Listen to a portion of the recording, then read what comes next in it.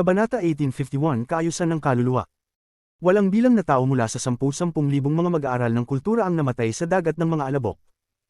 Ang avatar ni Void Cloud ay masyadong malapit at siya ang unang namatay. Anuman ang lakas ng kanyang espada, nang harapin ang pagsabog ng Celestial Peel, siya ay kasing marupok ng isang piraso ng papel. Sa ilalim ng pagkasira, ang buong dagat ng mga alabok ay nawala. Ang Green Devil Continent ay nawala ng higit sa 10,000 mga mag-aaral ng kultura. Ang mga natira ay hindi nakaligtas sa puwersang Samira at puno ng kawalan ng pag-asa nang lumitaw ang isang malaking anino. Ang aninong ito ay mukhang tao, ngunit imposibleng makita ang hitsura ng tao ng malinaw.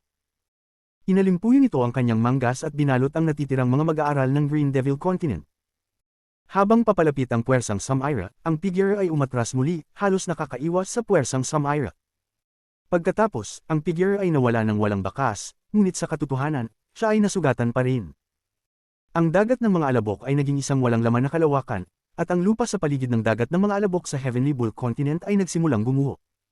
Ang epekto ay nagdulot ng isang alon ng alikabok na magtatagal ng hindi alam na panahon.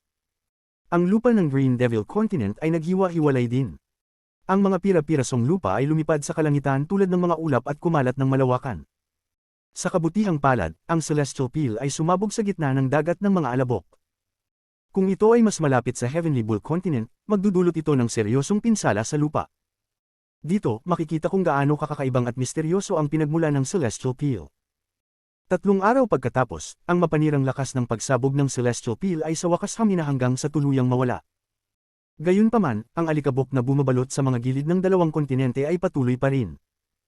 Sa panig ng Green Devil Continent, pagkatapos ng 3 araw ng katahimikan, hindi nila binago ang kanilang plano na pumasok sa Heavenly Bull Continent. Nagtipon ng 3 pangunahing sekta at nagtipon ng mga disipulo at matatandang miyembro upang bumuo ng isang hukbo ng 70,000 mag-aaral ng kultura na nagmarcha patungo sa Heavenly Bull Continent na wala ng hadlang. Isang bahagi ng mga mag-aaral ng kultura na umabot sa Void Tribulant Stage ay umalis mula sa pangunahing hukbo. Mga dosenang ilaw ang nagtakda ng mabilis na pag-alis, sila ang magiging vanguard ng digmaang ito. Sila rin ay isang puwersa na may malaking papel sa digmaang ito.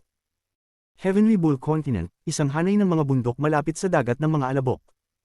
Ang mga bundok dito ay gumuho. Madilim ang kalangitan at puno ng alikabok, kaya't malamlam. Naririnig din ang pag-ungol ng hangin. Ang hangin ay parang mga sigaw ng mga kaluluwang galit, nakakakilabot na sapat upang yumanig ang isipan ng isang tao. Sa hamog, mayroong isang gumuho na bundok kung saan nakaupo ang isang batang lalaki na may puting buhok. Siya si Wang Lin. Sa oras na ito, ang mukha ni Wang Lin ay namumutla. Ginugol niya ang huling 3 araw upang magpagaling mula sa kanyang mga sugat. May mga mantsa ng madilim na pulang dugo sa lupa. Inubo niya ang dugo dahil sa kanyang mga sugat. Ang mapanirang puwersa ay ayon sa inaasahan ni Wang Lin, ngunit siya pa rin ay tinamaan ng aftershock. Bagaman dumaan lang ito sa kanyang katawan ng saglit, sa sandaling iyon, naramdaman ni Wang Lin na narinig niya ang tunog ng kanyang mga buto na nababasag, ang mga piraso ng katawan, at ang pagkawasak ng kanyang kaluluwa. Nang dumating siya dito, hindi na niya kayang tiisin. Umubos siya ng dugo at mabilis na nagpagaling.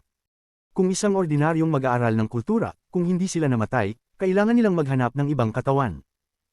Ngunit dahil sa ancient Dao body ni Wang Lin, siya ay nagkaroon lang ng sugat. Sa gabi ng 3 araw, binuksan ni Wang Lin ang kanyang mga mata at huminga ng ilang ulit. Nagkunot ang kanyang noo dahil ang alikabok sa hangin ay nagpapahirap sa paghinga. Tumangala siya sa kalangitan. Bagamat dapit hapon na, hindi niya makita ang araw o buwan dahil sa alikabok. Karapat-dapat.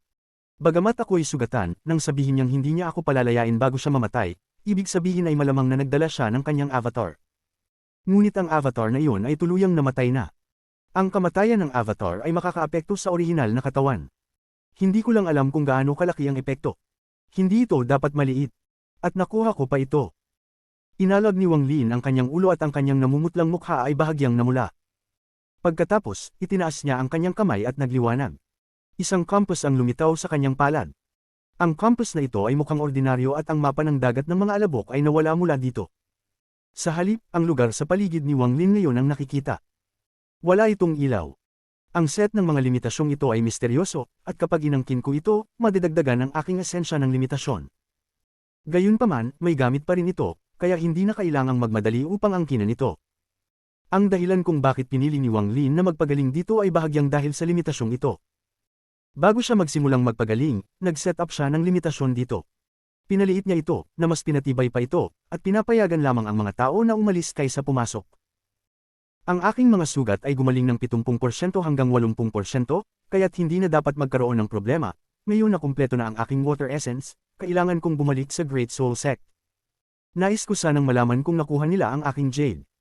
Tinitingnan ko ang oras, hindi pa ito dapat dumating, ngunit ang panginginig ng Heavenly Ball Continent 3 araw na ang nakalipas ay tiyak na nakatawag ng pansin.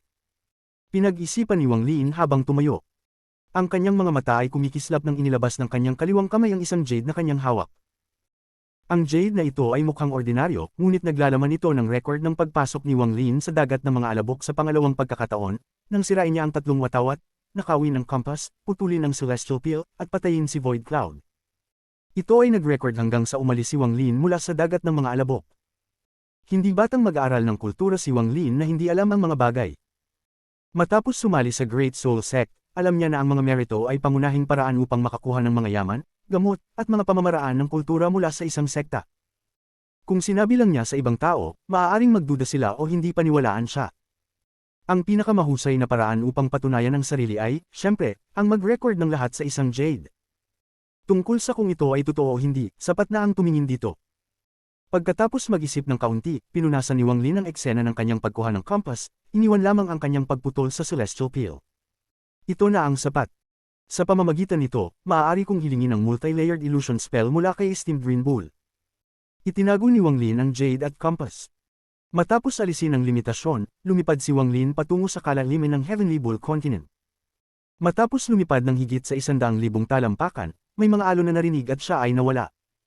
Nang muling magpakita, malayo na siya mula sa dagat ng mga alabok, sa loob ng Heavenly Bull Continent. Hindi siya tumigil kahit kaunti at mabilis na lumipad pasulong. Dumaan ang panahon. Sa isang kisap mata, mahigit kalahating buwan na ang nakalipas. Hindi malayo si Wang Lin mula sa Great Soul Sect, ngunit ito ay mula sa pananaw ng paggamit ng spatial bending. Kung lilipad siya, kailangan pa niyang maglakbay ng ilang buwan. Ito ay nasa malalim na bahagi pa ng Heavenly Bull Continent. Puno ng mga hanay ng bundok at berdeng damo ang lupa. Hindi apektado ng epekto mula sa dagat ng mga alabok ang lugar na ito. Sa katunayan, sobrang laki ng Heavenly Bull Continent at ang apektadong lugar mula sa pagsabog sa dagat ng mga alabok ay maliit lamang. Sa mga pagitan ng spatial bending, si Wang Lin ay nakaupo sa likod ng Mosquito King na mabilis na lumilipad pasulong. Bukod sa paggamit ng spatial bending, nakaupo siya sa likod ng Mosquito King at nagpapagaling. Pagkatapos ng mahigit kalahating buwan, gumaling na siya ng 80% hanggang 70%. Ang natitirang mga sugat ay hindi na gaanong mahalaga. Isang araw, habang lumilipad si Wang Lin, bigla siyang tumingala at kumunot ang kanyang mga mata. Bago siya, may mga ilang pagkinang ng makalangit na liwanag. Sa mga liwanag na ito ay may mga itim na papel na cranes. Ang mga papel na cranes ay lumipad sa iba't ibang direksyon at mas mabilis pa kay Wang Lin, at mabilis silang nawala. Sa kabutihang palad, may isang dumaan malapit kay Wang Lin, at sa sandaling malapit nang mawala, ginamit ni Wang Lin ang stop spell upang ito ay huminto ng ilang daang talampakan ng layo. Inilabay niya ang kanyang kamay at mabilis itong pumasok sa kanyang palad. Ang kanyang Divinely Sense ay pumasok sa papel crane at isang malakas na tinig ang biglang umalingaw sa kanyang isipan. Ang Green Devil Continent ay umaatake. Ang dagat ng mga alabok ay nawasak at pati na rin ang hadlang sa paligid ng Heavenly Bull Continent. Malapit nang dumating ang kanilang hukbo. Ang Great Soul Sect at ang Wei Sect ay naglalabas ng Soul Order. Lahat ng mga sekta ay dapat selyuhan ng kanilang mga sekta, at lahat ng handang mag-aaral ng kultura ay magsasama-sama sa 7 pangunahing mga punto sa Heavenly Bull Continent na nilikha ng mga libong taon. Binitiwan ni Wang Lin ang papel crane at mabilis itong nawala ng walang bakas. Pinag-isipan ni Wang Lin ang kanyang nakikita sa langit at marami siyang iniisip. Matapos ang matagal na panahon, nagkunot siya at hindi na pinansin ang mga kakaibang pag-iisip na pumasok sa kanyang isipan. Tumahimik siya, umupo sa likod ng Mosquito King, at lumipad patuloy. Habang si Wang Lin ay naglalakbay pabalik sa Great Sect, sa ika-20 araw pagkatapos ng pagsabog, dumating ang mga dosenang Void Tribulant na mag-aaral ng kultura mula sa Green Devil Continent bilang advanced team. Ang kanilang layunin ay ubusin ang mga third-step cultivators sa Heavenly Bull Continent sa anumang paraan. Mas marami silang napatay, mas malaki ang pagkakataon nilang magtagumpay. Tungkol sa isang buwan sa likod nila, ang hukbo ng 70,000 mag-aaral ng kultura mula sa Green Devil Continent ay sumikop sa kalangitan at unti-unting naglakad patungo sa Heavenly Bull Continent. Sa likod ng hukbong ito ng 70,000 mag-aaral ng kultura, mayroong isang nakakatakot na anino ng espada na dahan-daang sumusunod na may kasamang nakakatakot na espada na intensyon. Isang gintong sinaunang espada ito, at sa ibabaw ng espada ay nakaupo ang isang batang lalaki na may asul na kasuotan. Ang kanyang mahabang buhok ay nakalugay sa kanyang balikat at siya ay halos demonyo ang kagwapuhan. Siya ay kalmado, ngunit ang kanyang mukha ay medyo mapatla habang tinitingnan niya ang malayong Heavenly Bull Continent. Isang malamig na sinag ang kumikislap sa kanyang mga mata. Sinira niya ang aking avatar at pinilit na ibaba ang aking antas ng kultura sa maagang yugto ng Void Tribulan. Dahan-dahan nating haharapin ang hinagpis na ito. Ang gintong sinaunang espada sa ilalim niya ay nagbigay ng isang napakabigat na aura ng pagiging maharlika, at ang anino ng isang gintong armored giant sa imperial na kasuotan ay lumitaw sa likod ng espada. Ang figure na ito ay napakalaki at nagbigay ng isang sinaunang aura. Ang espada na ito ay hindi pangkaraniwan. Kabanata 1852 Paghihinala. Naguluhan si Wang Lin tungkol sa isang bagay, ang kakaibang pakiramdam na naranasan niya nang makita ang mga papel na crane. Mapa Green Devil Continent o Heavenly Bull Continent, lahat sila ay kabilang sa Celestial Clan. Maaaring nagpataya ng mga sektang ito noon, ngunit para gawing kagamitan ng Pilsil upang sumabog at pasukin ng ibang kontinente, nagkaroon si Wang Lin ng ibang hinala. Ang bagay na ito ay hindi na tungkol sa mga pribadong alitan ng mga sekta, kundi totoong digmaan. Interesante, sana hindi maging totoo ang hinala ko. Kung hindi, habang dumami ang mamatay, lalo kong mararamdaman na malayo ako sa Celestial Clan. Kung totoo man ang hinala ko, talagang nakakalamig ng puso. Mapa Green Devil Continent o Heavenly Bull Continent, maaaring, tahimik na nag-isip si Wang Lin habang nakaupo sa likod ng Mosquito King. Inisip niya ang maraming bagay, tungkol sa tatlong Reg Along iniwan sa kanya ng Great Soul Sect at kung paano sinabi ni Esteemed Great Bull na ang unang henerasyong ninuno ay nag-divinate ng kanyang pagdating. May malaking layunin ang lahat ng ito. Ang layunin na ito ay napakahalaga para sa Great Soul Sect at Green Devil Continent. Kaya, inilunsad ng Green Devil Continent ang mga maliliit na pag-atake sa Heavenly Bull Continent. Ngayong pagkakataon, lumaki sila upang gawing daan ng PLC at pasukin ang Heavenly Bull Continent. Kaya, ilang libong taon na ang nakalilipas, lumipat ang Great Soul Sect dito. Ang unang ninuno ng Great Soul Sect ay nag-divinate ng mga pagbabago sa hinaharap, lahat ng ito ay para sa isang matagal nang nakatagong lihim. Tahimik na nag-isip si Wang Lin at binuksan ang kanyang palad. Isang maliit na tao ang lumitaw sa kanyang kamay at tinitigan niya ito.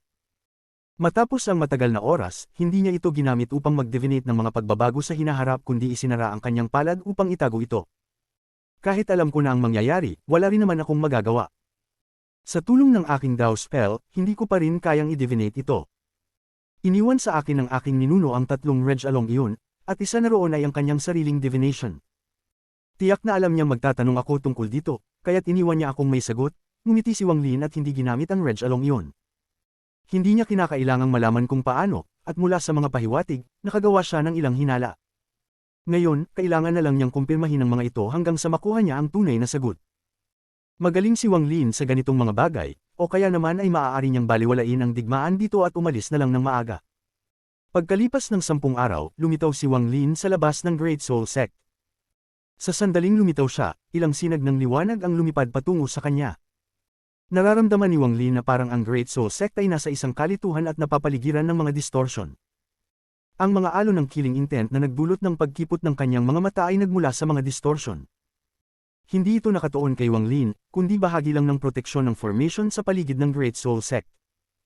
Ang distortion ay bumalat sa sekta, na nagiging sanhi ng hindi pagkakita sa loob. Nararamdaman ni Wang Lin na parang ang Great Soul Sect ay nasa mode ng digmaan. Parang isang bulkan na malapit ng sumabog, at medyo mabigat ang pakiramdam. Ito lang ang pakiramdam na nakuha ni Wang Lin nang makita ito. Maaaring totoo ito, o maaaring isang ilusyon lang. Habang lumalapit ang mga sinag ng liwanag kay Wang Lin, naroon ang pag-iingat at killing intent sa mga sinag ng liwanag. Ngunit nang makita ng mga ito si Wang Lin, dahan-dahan itong nawala, ngunit patuloy pa rin ang pagiging alerto nila. Ang mga sinag ng liwanag ay naging 7 tao bago si Wang Lin. Sa 7 ito, may 2 matatandang guro ng Great Soul Sect, at ang 5 iba pa ay mga disipulo. Elder Wang, pasensya na po kung kami nakasakit sa inyo. Isa sa mga matatandang guro ang nakipag-usap kay Wang Lin. Naobserbahan niya si Wang Lin at ang laban nila ni Yan Lo. Isa sa mga matatandang guro ay nagtupi ng kamay at dahan daw ang nagsabi, binuksan ng Green Devil Continent ang barrier ng aming Heavenly Bull Continent at iniutos ng aming ninuno na ipatigil ang sekta. Lahat ng babalik, hindi alintana kung sila'y mga guro o disipulo, o kung anong estado nila, ay kailangang masusing inspeksyonin bago pumasok sa sekta. Ang isa pang matandang guro ay nagtupili ng kamay kay Wang Lin. Nang makita nilang pumasok si Wang Lin sa ika-7 at ika-8 palapag ng sunod-sunod, kakaunti lang ang gustong magtangkang makipag-away sa kanya sa Great Soul Sect. Ang 5 disipulo sa gilid ng dalawa ay yumuko. Paminsan-minsan, tumingin sila kay Wang Lin. Ito ang unang pagkakataon nilang makita si Wang Lin ng personal. Walang anuman. Isang panahon ng digmaan, kaya't nararapat lang na ganito, tumanggo si Wang Lin na may ngiti at hindi ito ikinabahala. Nang makita ng dalawang matandang guro ang ngiti ni Wang Lin, medyo nakahinga sila ng maluwag. Maliban na lang kung talagang kinakailangan, ayaw nilang magkasamaan kay Wang Lin. Kung magkasamaan man sila dahil sa utos mula sa sekta, hindi ito magiging sulit. Nang makita nilang madali makisalamuha si Wang Lin, mas gusto nilang maging kaibigan siya. Elder Wang, maaari po bang ilabas ninyo ang inyong token? Pagkatapos, itatak po ito gamit ang inyong Divine Sense upang tiyakin ang inyong Origin Soul, at magbaba po kayo ng isang patak ng dugo upang tiyakin ang inyong katawan, sabi ng isa sa mga matatandang guro habang nagtupi ng kamay. Tumanggo si Wang Lin at inabot ang kanyang kanang kamay sa kawalan. Ang token na ginamit niya upang pumasok sa Soul Scripture Pavilion ay lumitaw. Itinagilid niya ito gamit ang kanyang Divine Sense at pagkatapos ay ibinuhos ang isang patak ng dugo sa ibabaw nito bago inihagis ang token sa dalawang matatandang guro. Ang isa sa mga matatandang guro ay inabot ang token, gumawa ng seal, at itinuro ang restriction sa likod niya. Isang malakas na presyon ang sumabog at dumaan sa katawan ni Wang Lin. Agad itong kumalat sa kanyang buong katawan. Nanginig ang isipan ni Wang Lin. Malinaw niyang naramdaman na ang presyong ito ay kakaiba. Ang pangunahing layunin nito ay alisin ang anumang labis na Origin Souls o Divine Sense kay Wang Lin. Pinag-aaralan din ito kung gaano kaakma ang kanyang Origin Soul sa kanyang katawan. Ginamit ang mga paraang ito upang husgahan ang kanyang identidad. Pagkatapos nitong dalawang hakbang ng verification, dahan-daang nawala ang presyon.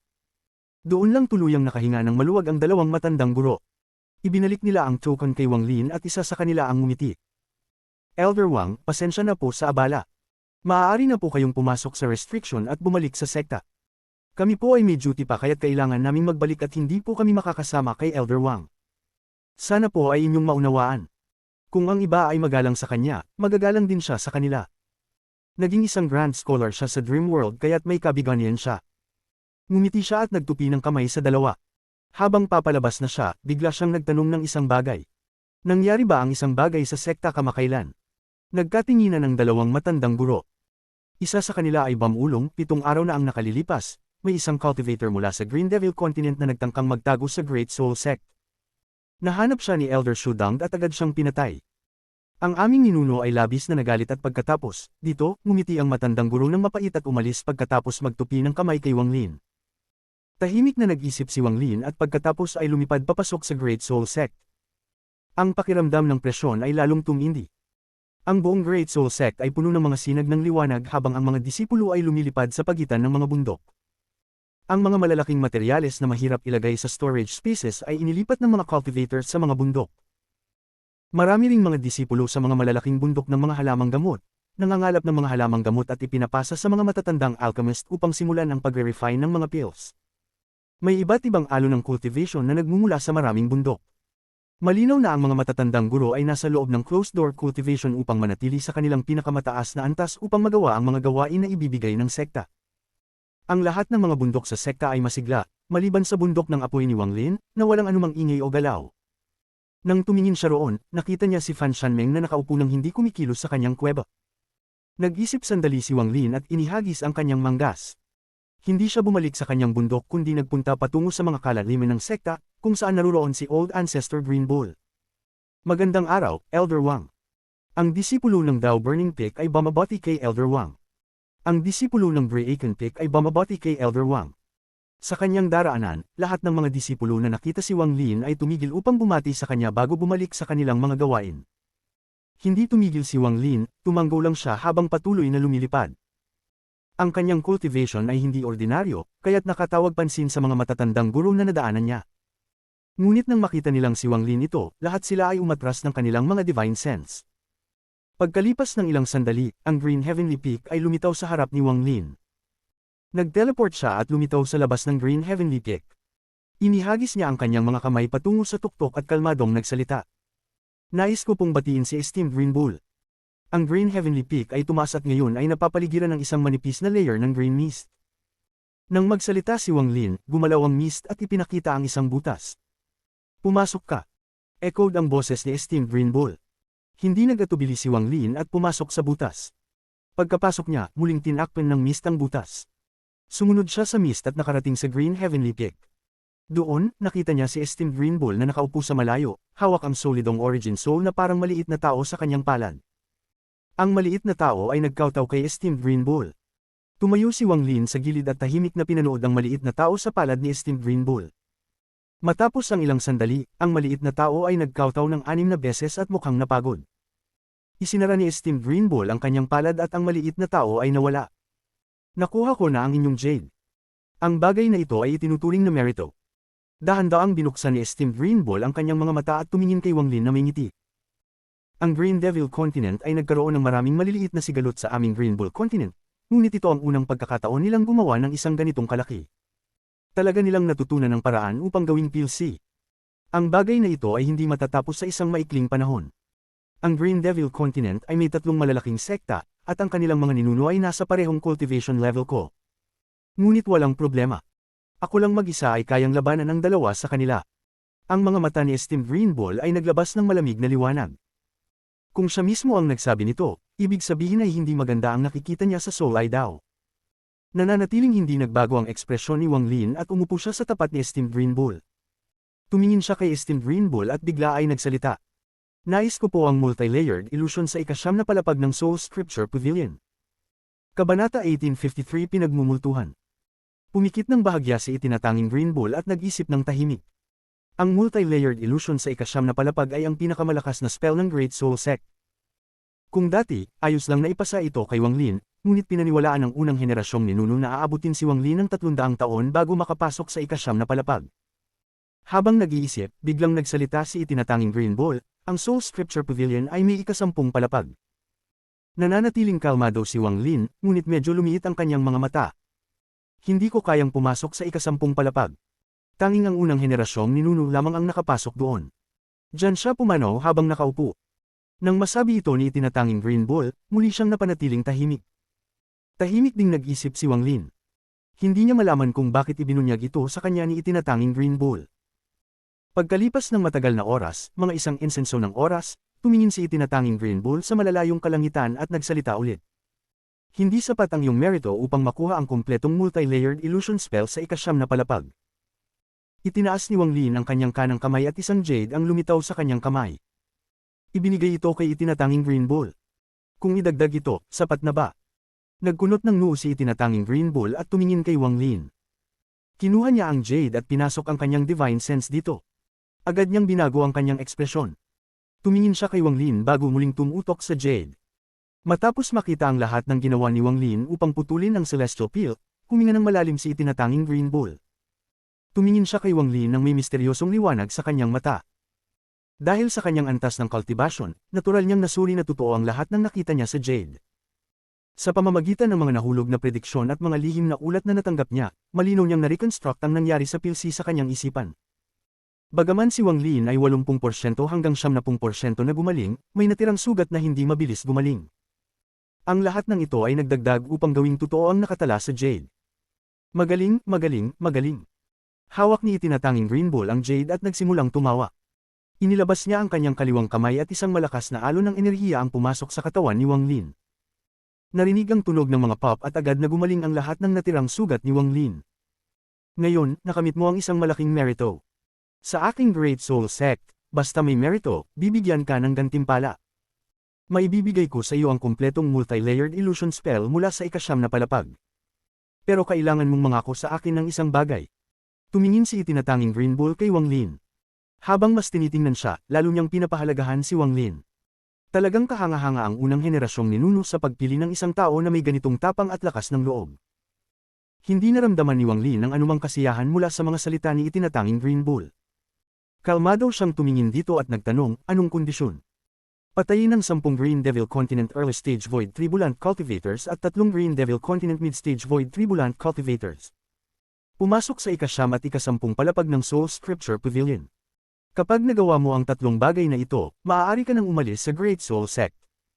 Dahil dito, kinabahan ng puso ni Wang Lin at nag-isip.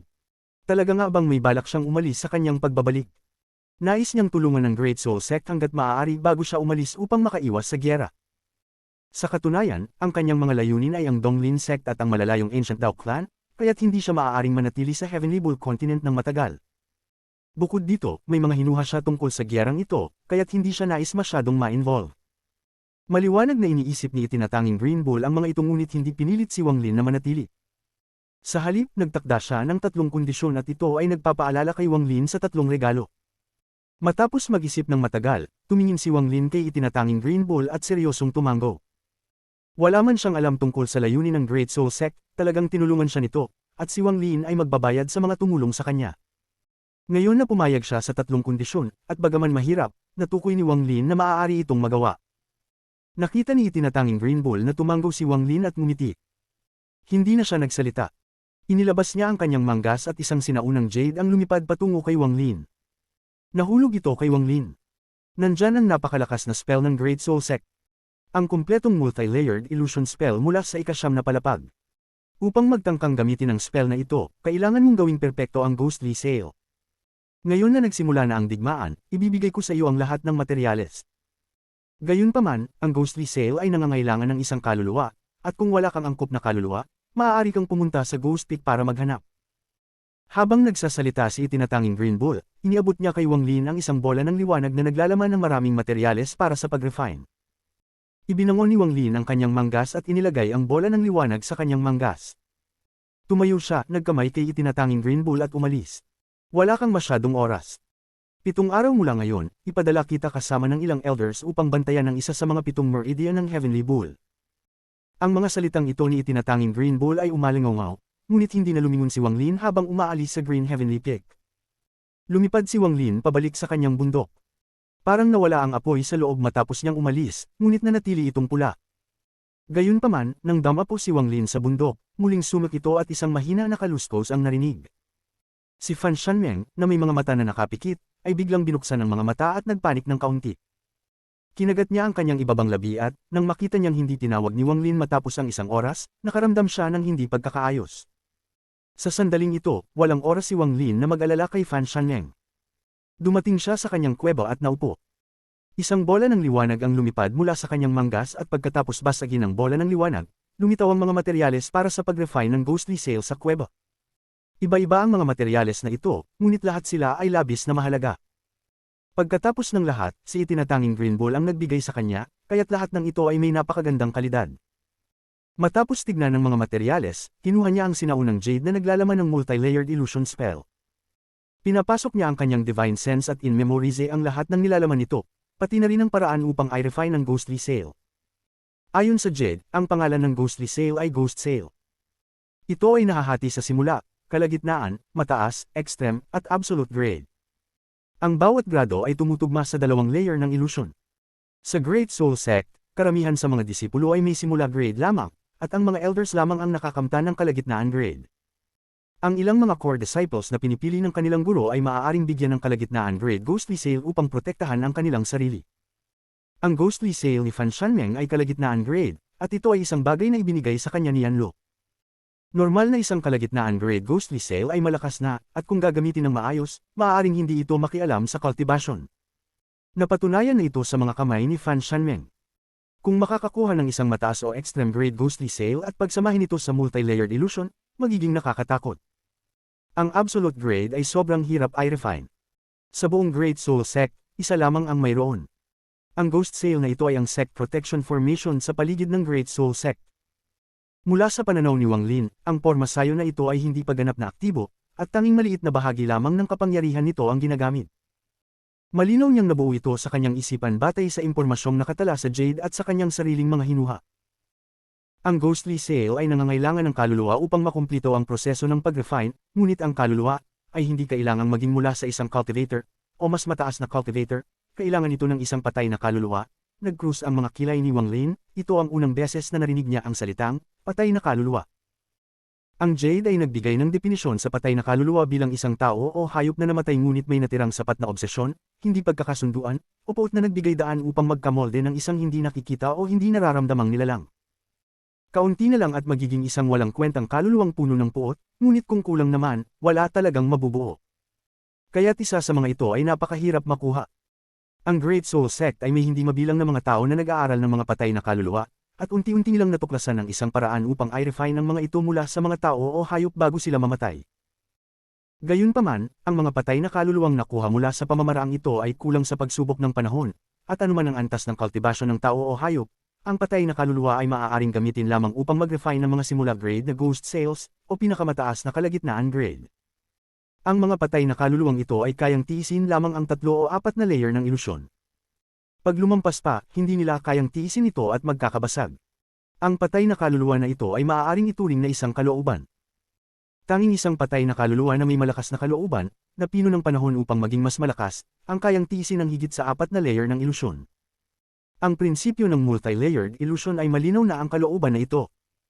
Ang kaloobang ito ang nagbibigay ng nutrisyon upang lumikha ng mga ilusyon na nagpapaligaw sa mga tao. Mas malakas ang kalooban, mas malakas ang ilusyon. Pinag-isipan ni Wang Lin habang unti-unti niyang nauunawaan ang estruktura ng multi-layered illusion. Ang kanyang mga mata ay puno ng paghanga. Ang mga taktika at detalye ng spell na ito ay talagang mahirap unawain kung hindi mo nakita ang buong spell. Ang taong lumikha ng spell na ito ay tiyak isang kahangahangang henyo. Tumingin si Wang Lin sa Jade sa kanyang kamay at bumantong hininga. Sa totoo lang, madali lang intindihin ang teknik na ito. Naalala ni Wang Lin na noong bata pa siya, bago siya maging cultivator, madalas niyang marinig mula sa mga matanda sa kanilang baryo tungkol sa mga bahay na pinagmumultuhan. Madalas ay pupunta ang pamilya sa kalapit na lungsod upang maghanap ng tao na magpapalayas ng multo upang maginhawaan sila. Naalala niyang nangyari rin ito sa kanilang pamilya. Kinalimutan niya ito noon, ngunit nang matutunan ang prinsipyo ng multi-layered illusion spell, bumalik ang alaala na iyon. Ang tinatawag na pinagmumultuhan ay karaniwang isang ilusyon na nagpapakita ng mga kakaibang imahe at ipinapababad ang isang tao rito. Dahil dito, nangyayari ang buong sitwasyon ng pagiging pinagmumultuhan. Ginagawa nitong pakiramdam ng hindi komportable o inis ang isang tao sa aspektong psikolohikal. Kumislap ang mga mata ni Wang Lin at tiningnan ng Jade sa kanyang kamay. Nang siya'y maging cultivator at balikan ng mga bagay-bagay, saka lang niya naisip na ang tinatawag na pinagmumultuhan ay isang natural na pakiramdam ng puot na kumapit sa puso ng ilang tao. Ito ang nagbigay sa kanila ng pakiramdam ng hindi pagiging komportable at pagkabahala, kaya inisip nila na multo ang dahilan. Ito ang pinagmumula ng multi-layered illusion. At ang pinagmula ng mga ilusyon. Ang multi-layered illusion ay sobrang simple kapag nakita mo na. Anong klaseng ilusyon ito? Malinaw na ito ay upang gawing tao ang isang multo. Madali lang pakinggan, ngunit para maisip ang pamamaraang ito at gawing spell, kahit isang daw spell, karapat-dapat ang respeto ko. Ang mga mata ni Wang Lin ay nagpakita ng kaliwanagan. Kabanata 1854 Lu Wenran. Pagkatapos umalis ni Wang Lin mula sa Green Heavenly Peak, nanatiling nakaupo si Esteemed Green Bull sa tuktok ng bundok, nakatingin sa malayo. Matapos ang mahabang panahon, bumulong siya ng mga salitang tanging siya lamang ang nakarinig. Ang Celestial Emperor ay ilang taon pa lamang nakalabas mula sa kanyang closed-door cultivation. Talaga nga namang hindi na kayang pigilan ng Green Devil Continent. Ang divination ng unang henerasyon ay tumpak na tumpak. Ngunit may ilang maliliit na bagay na hindi tama, at ang pamamaraan ng ninuno ay masyadong malambot. Hindi ito angkop sa kasalukuyang sitwasyon. Ang layunin ng Green Devil Continent ay katulad din ng layunin ng aming Great Soul Sect. Ito rin ang layunin ng Guei Sect. Bigla na lamang ngumiti si Esteemed Green Bull. Lu Wenran. Habang umuukit ang kanyang mga salita sa hangin, mga ripples na parang tubig ang lumitaw sa likod niya at isang kalalakihang nasa kalagitnaan ng edad ang lumabas. Suot ng lalaking ito ang berdeng daw robe at mukhang ordinaryo, ngunit naglalabas siya ng alon ng enerhiya ng isang tao sa kalagitnaan ng void tribulan. Lumakad siya at tumayo sa likod ni Esteemed Green Bull, tangin ang mga kamay bilang paggalang. Ang disipulo Lu Wenran ay bumabati sa guro. Hindi lumingon si Green Bull. Tinitigan lang niya ang ulap sa malayo at kalmado niyang sinabi, nakipagkita ka ba sa kanya sa PLC? Ang disipulo ay kasama ng Uyang Hui ng Guei Sect at Uncle Master Meng Zihai na lumaban sa mga mensahero ng Green Devil Continent. Ayon sa utos ni Guro, nagkunwari si Uncle Master Meng na kami hindi makakaya at tumakas gamit ang cloud boat, kaya hindi ko nakita ang taong yun. Sa 7 araw, pumunta ka sa ikatlong Heavenly Bull Meridian kasama siya. Isinara ni Esteemed Green Bull ang kanyang mga mata. Ang disipulo ay susunod. Nanatili ang ekspresyon ng kalalakihan sa parehong estado, ngunit ang kanyang mga mata ay kumislap ng hindi matukoy na liwanag. Ang mga ripples ay umalingaw at siya'y nawala. Sa isang iglap, 5 araw mula sa 7 natitirang araw ang lumipas. Sa 5 araw na iyon, nanatili si Wang Lin sa kanyang tuktok at lubos na nakatutok sa multi-layered illusion spell. Ginamit niya ang lahat ng materyales alinsunod sa pamamaraan sa Jade, at nakagawa siya ng isang itim na ghost sail. Ang layag na ito ay hinabi matapos matuno ang hindi mabilang na materyales. Bagamat mukhang tela, hindi ito ganoon talaga sa anyo. Ngunit hindi pa ito kumpleto. Nabuo na ang katawan nito, ngunit kulang pa ito ng isang patay na kaluluwa. Kapag nailagay na ang patay na kaluluwa, magagamit na ito upang mag-cast ng multi-layered illusion spell. Ang mga mata ni Wang Lin ay kumislap sa loob ng kuweba at iniabot ang kanyang kanang kamay patungo sa layag. Kinuha niya ang layag at lumabas sa kuweba sa kauna-unahang pagkakataon sa 5 araw. Naalala niyang sinabi ni Esteemed Green Ball na mayroon siyang 7 araw. 2 na lamang ang natitira, kaya't pupunta siya sa Ghost Peak upang maghanap ng patay na kaluluwa at pagdugtungin ito sa layag. Naglaho ang kanyang katawan, at nang muling lumitaw, siya ay nasa labas ng Burning Mountain. Tumingin siya sa hilaga. Ayon sa mapa ng Great Soul Sect, naruroon ang Ghost Peak. Walang pag-aalinlangan, tumakbo si Wang Lin patungo sa Ghost Peak. Sa hilagang dulo ng Great Soul Sect, mayroong isang pinagbabawal na lugar na pinalilibutan ng walang katapusang fog. Kaunti lamang ang mga disipulo na pumupunta dito. Tanging kapag kailangan nila ng patay na kaluluwa, pupunta sila dito upang maghanap gamit ang kanilang mga guro. Tanging ang mga core disciples na may mataas na antas ng cultivation ang maaaring pumunta rito mag-isa. May malalaking bilang ng patay na kaluluwa na nakatipon dito ng Great Soul Sect. Bagamat hindi mataas ang kalidad ng mga ito, madali silang makuha. Pagkatapos ng lahat, ang Great Soul Sect ay kilala sa kanilang mga ilusyon, at kung wala ang Ghost Peak, karamihan sa mga disipulo ay hindi magtatagumpay sa paggawa ng kanilang ghost sales. Sa mga nagdaang taon, bagamat patuloy na pinapalitan ng mga patay na kaluluwa, hindi pa rin marami ang nandito. Pagkatapos ng lahat, mataas ang pangangailangan ng Great Soul Sect para sa mga patay na kaluluwa. Marami sa mga patay na kaluluwa ay nakalap ng mga tao mula sa Great Soul Sect sa mga nakaraang taon bilang isang misyon mula sa sekta. Ngunit kakaunti ang mga nakapagkultibasyon ng sarili, kaya kailangang i-refine ng mga ito sa paglipas ng panahon. Ang karamihan sa mga ito ay direktang tinatakan dito at iniwan upang kunin ng isang disipulo sa hinaharap. Sa gabi ng ika-5 araw, ang langit ay malabo at mukhang malungkot nang dumating si Wang Lin sa labas ng Ghost Peak. Ang bundok na ito ay tinakpan ng fog at sobrang madilim. May mga bug zone ng malamig na hangin na parang nasa ilalim ng mundo. Ngunit hindi nakaramdam ng anumang hindi komportable si Wang Lin. Marahil dahil sa kanyang cultivation, o dahil nagawa na niyang gawing ilog ng underworld ang kanyang dumi noon. Ang siklo ng buhay at kamatayan, ang mga pagbabago sa ilog ng underworld. Hindi pamilyar kay Wang Lin ang mga ganitong bagay. Hindi siya tumigil at patuloy na umakyat patungo sa Ghost Peak. Nang malapit na siya, isang ripple ng mga restrictions ang umalingaw sa paligid ni Wang Lin, na parang tinitingnan kung karapat-dapat siyang pumasok. Agad na nawala ang restriction at kalmado niyang pumasok sa Ghost Peak. Ang Ghost Peak ay isang desyertong bundok at napakataas, na parang nais-tumtsuanso ng langit. Walang mga damo, tanging mga libingan lamang. Ang mga libingang ito ay siksik, at may libu-libong mga ito na puno ng bundok. Mga bug zone ng malamig na aura ang bumabalot sa lugar.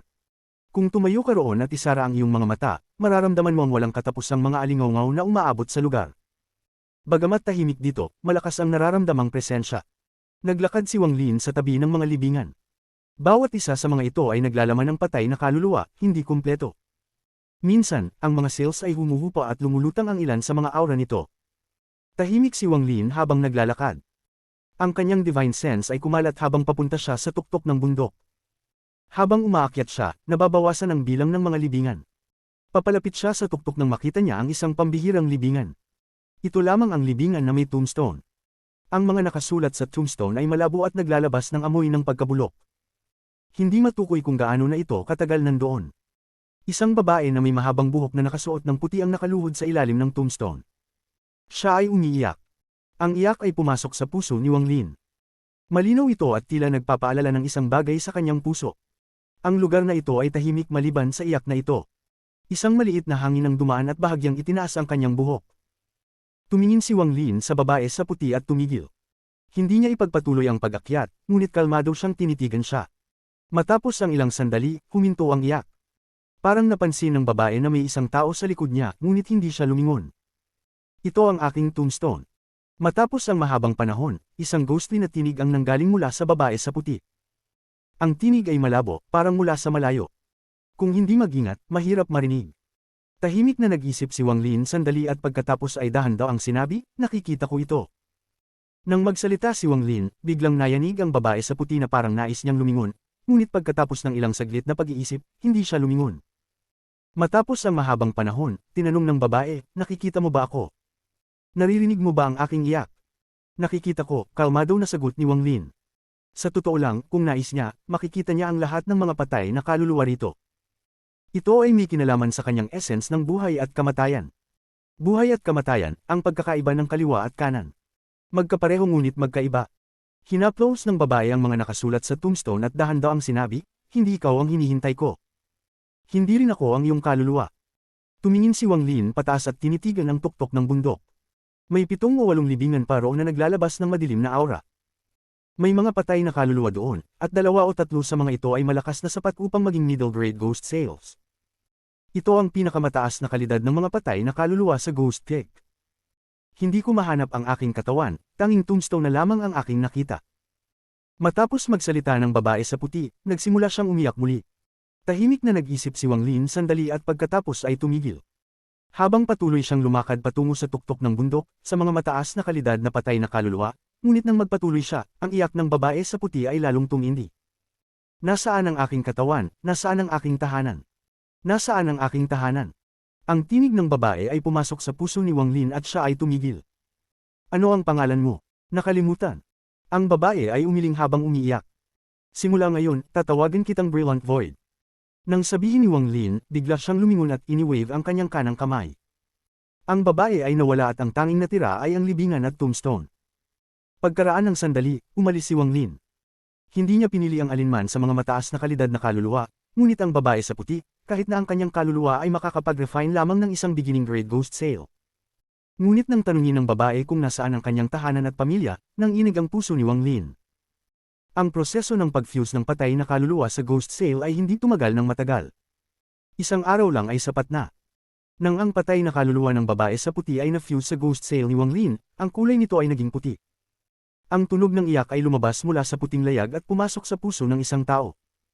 Parang iniisip ng isa ang anyo ng babae sa puti na umiiyak. Sa ika-7 araw, isang jade ang dumaan sa mga layer ng proteksyon at dumating sa harap ni Wang Lin, na nasa loob ng kanyang kuweba.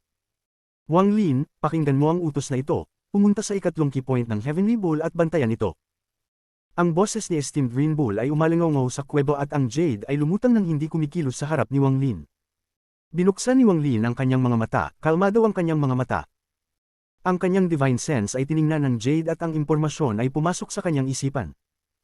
Ang mga henerasyon ng ninuno ng Great Soul Sect ay gumugol ng hindi mabilang na oras upang lumikha ng 7 key point sa Heavenly Bull Continent. Ang mga ito ay batay sa 7 meridian ng Heavenly Bull. Sa mga 7 meridian na ito, maaari mong gamitin ang lakas ng Heavenly Bull sa pamamagitan ng isang malakas na formation. Kasabay nito, magdadala ito ng maraming misteryosong benepisyo sa mga cultivators ng Heavenly Bull Continent. Ang unang henerasyon ng ninuno ng Great Soul Sect ay nag-divinate ng pagdating ni Wang Lin at ng malaking pagsalakay ng Green Devil Continent. Paano nila hindi ito paghahandaan? Kabanata 1855 Ikatlong Meridian ng Heavenly Bull. Kung ang 7 meridian o ang mga disipulo na nakatira sa PLC ay mga piraso na inilagay ng Great Soul Sect. Kung ang Great Soul Sect ay nag-alala, hindi sana madaling ma-refine ang PLC. Bagamat malakas ang Green Devil Continent, hindi nila kayang tapatan ang unang henerasyong ninuno ng Great Soul Sect pagdating sa hula. Ito ay dahil ang unang henerasyong ninuno ay mula sa parehong paaralan ng kasalukuyang Imperial Teacher. Isang tagapagmana ng Dao mula sa mga sinaunang panahon. Hindi lang isang jade ang ibinigay ni Esteemed Green Bull kay Wang Lin, kundi pati na rin sa kabuoang 4 na elders ng Great Soul Sect. Inilagay ang jade, tumayo si Wang Lin at hinaplos ang kanyang kasuotan bago tahimik na lumabas mula sa bundok. Sa paglabas niya, ang dagat ng apoy sa bundok ay nagtipon sa likod niya upang maging kanyang tunay na katawan. Dahan-dahan itong nagsanib sa kanyang katawan at nawala. Sa isang hakbang, nagbago si Wang Lin at naging isang sinag ng liwanag, lumipad patungo sa pasukan ng Great Soul Sect. Sa likod niya ay isang sinag ng liwanag, tumutok sa pasukan kasama si Wang Lin. Mabilis ang dalawa, ngunit ang sinag ng liwanag sa likod ni Wang Lin ay mabilis na humarap sa kanya at dumating ng isang hakbang bago siya, revealing isang kalalakihang nasa kalagitnaan ng edad na nakasuot ng berdeng damit. Ang lalaking ito ay mukhang ordinaryo, at tinitigan siya ng malalim ng kalalakihang nasa kalagitnaan ng edad bago dahan-daang nagsalita, Elder Wang, ako si Lu Wenran. Tahimik na lumapag si Wang Lin at tumingin kay Lu Wenran. Hindi ko pa kilala si Elder Lu. Habang nasa Great Soul Sect si Wang Lin, may mga impresyon siya sa karamihan sa mga elders, maliban sa mga matandang nilalang. Ngunit ito ang kauna-unahang pagkakataon niyang makatagpo ng kalalakihang nasa kalagitnaan ng edad na ito. Hehe, ako ay ipinadala sa isang lugar na malayo ng matandang ninuno at ngayon lang ako nakabalik, kaya't natural na hindi mo ako kilala, Elder Wang. Ngumiti si Lu Wenran.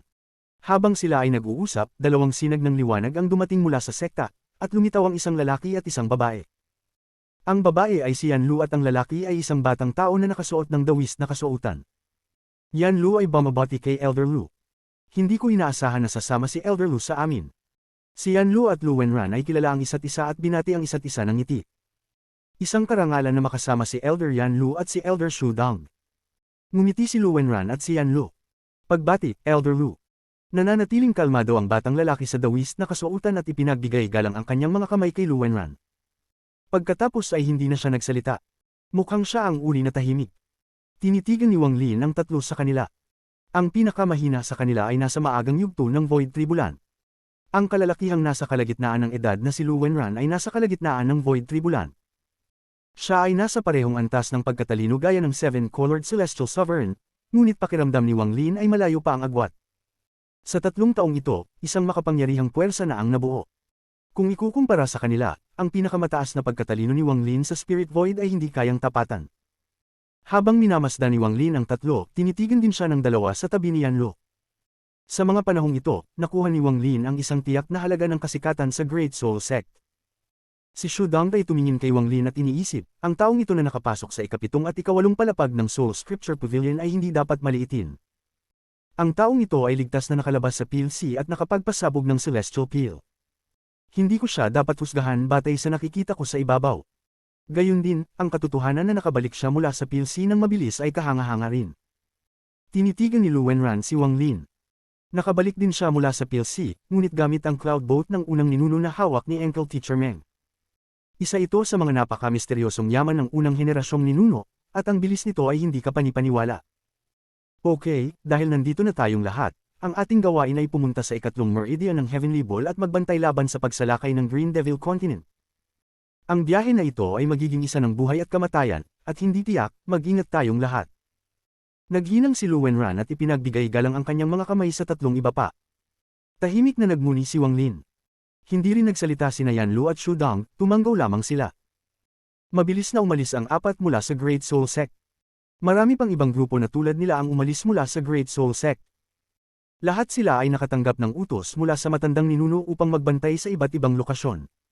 Mabilis ang 4 sa kanila. Lalo na si Lu Wenran, na nasa kalagitnaan ng Void Tribulan. Kumilos siya na parang siya ay sinasamahan ng kidlat. Samantalang sina Yan Lu at Shu Dong, parehong nasa maagang yugto ng Void Tribulan, kaya't hindi sila mabagal. Ang tanging bilis ni Wang Lin na hindi kayang tapatan ng kanilang mabilis na galaw. Ang kanyang mga mata ay kumislap at tinawag niya ang Mosquito Beast.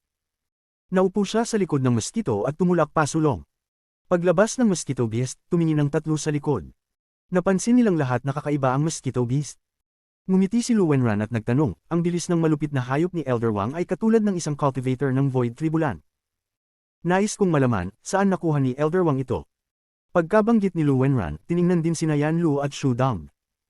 Nakuha ko ito sa aking bayan, maiksi at kalmado ang sagot ni Wang Lin. Oh, I wonder saan ang bayan ni Elder Wang. Nagpakita si Lu Wenran ng interes. Elder Lu. Nambigat ang mukha ni Wang Lin at tinitigan si Lu Wenran. Napagtanto ni Lu Wenran na siya'y nagkamali ng salita at ngumiti. Tumigil siya sa pagtatanong, ngunit siya'y umungol sa kanyang puso. Tahimik ang 4 habang naglalakbay.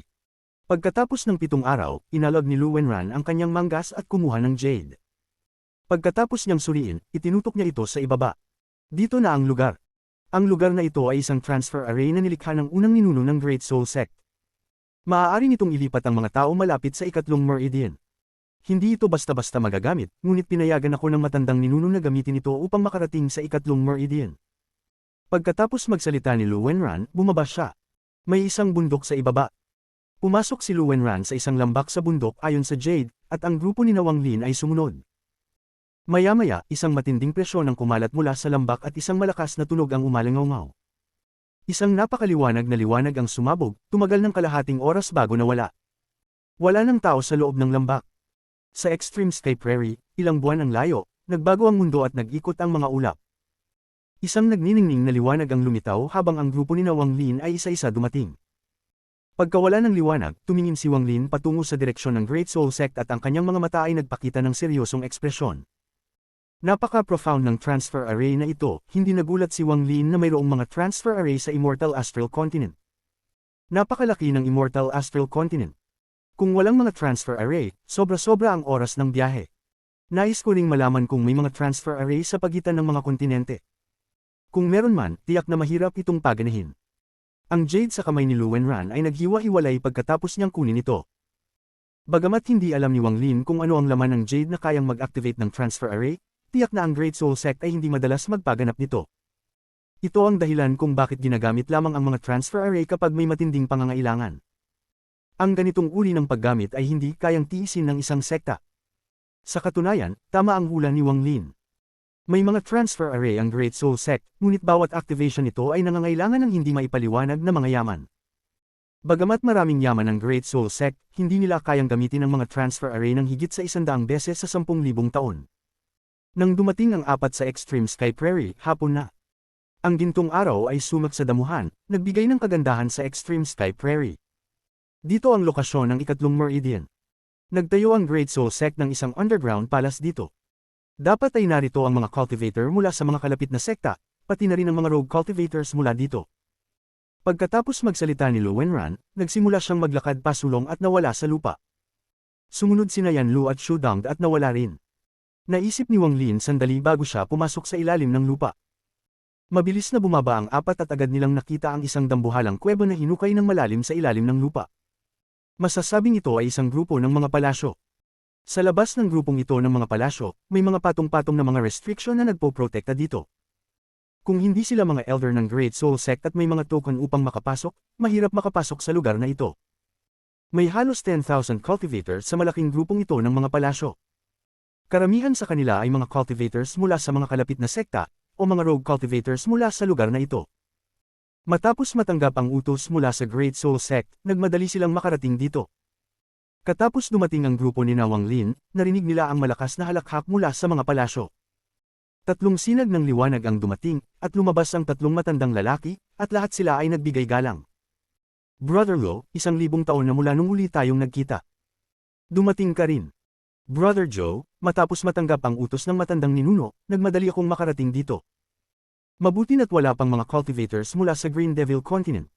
Nang makita ni Lu Wenran ang matandang lalaki, ngumiti siya at nagsimula silang mag-chat. Ang 2 ibang elders ay nagbigay galang kay Yan Lu at Shu Dong. Mukhang nagkakilala sila at nagbigay galang. Ang 3 matandang lalaki ay tanging tumanggo kay Wang Lin dahil hindi nila inisip na karapat-dapat siyang pansinin batay sa kanyang antas ng pagkatalino. Tahimik ang ekspresyon ni Wang Lin. Ang mga pagkatalino ng 3 matandang lalaki ay hindi pangkaraniwan. 2 sa kanila ay nasa kalagitnaan ng Arcane Void at ang matandang lalaki na si Joe, na nakikipag-usap kay Lu Wenran, ay may mas mataas na pagkatalino. Nasa 6 o 7 Arcane Tribulants siya, katulad ni Du Qing. Kilala niyo na sina Yan Lu at Elder Shu. Ito si Elder Wang, na bagong sumali sa aming Great Soul Sect. Dumating siya upang makatulong sa amin laban sa pagsalakay ng Green Devil Continent. Itinutok ni Lu Wenran ang kanyang kamay kay Wang Lin at ipinakilala siya sa 3 matandang lalaki. Marami pang tao mula sa ibang sekta ang nandoon. Tinitingnan nila si Lu Wenran at ang kanyang grupo ng may paggalang. Pagkatapos marinig ang pagpapakilala ni Lu Wenran, nagulat ang 3 at tinitigan si Wang Lin. Inisip nila na si Wang Lin ay isang disipulo lang, ngunit lumabas siyang isang elder. Nagbigay galang ang 3 at ngumiti, ngunit pagkatapos nito, hindi nila pinansin si Wang Lin at nagpatuloy sila sa pag-uusap kay Yan Lu at sa iba. Kabanata 1856 Harapin ang pagpatay. Ang mga malalakas ay iginagalang sa mundo ng pagpapalago.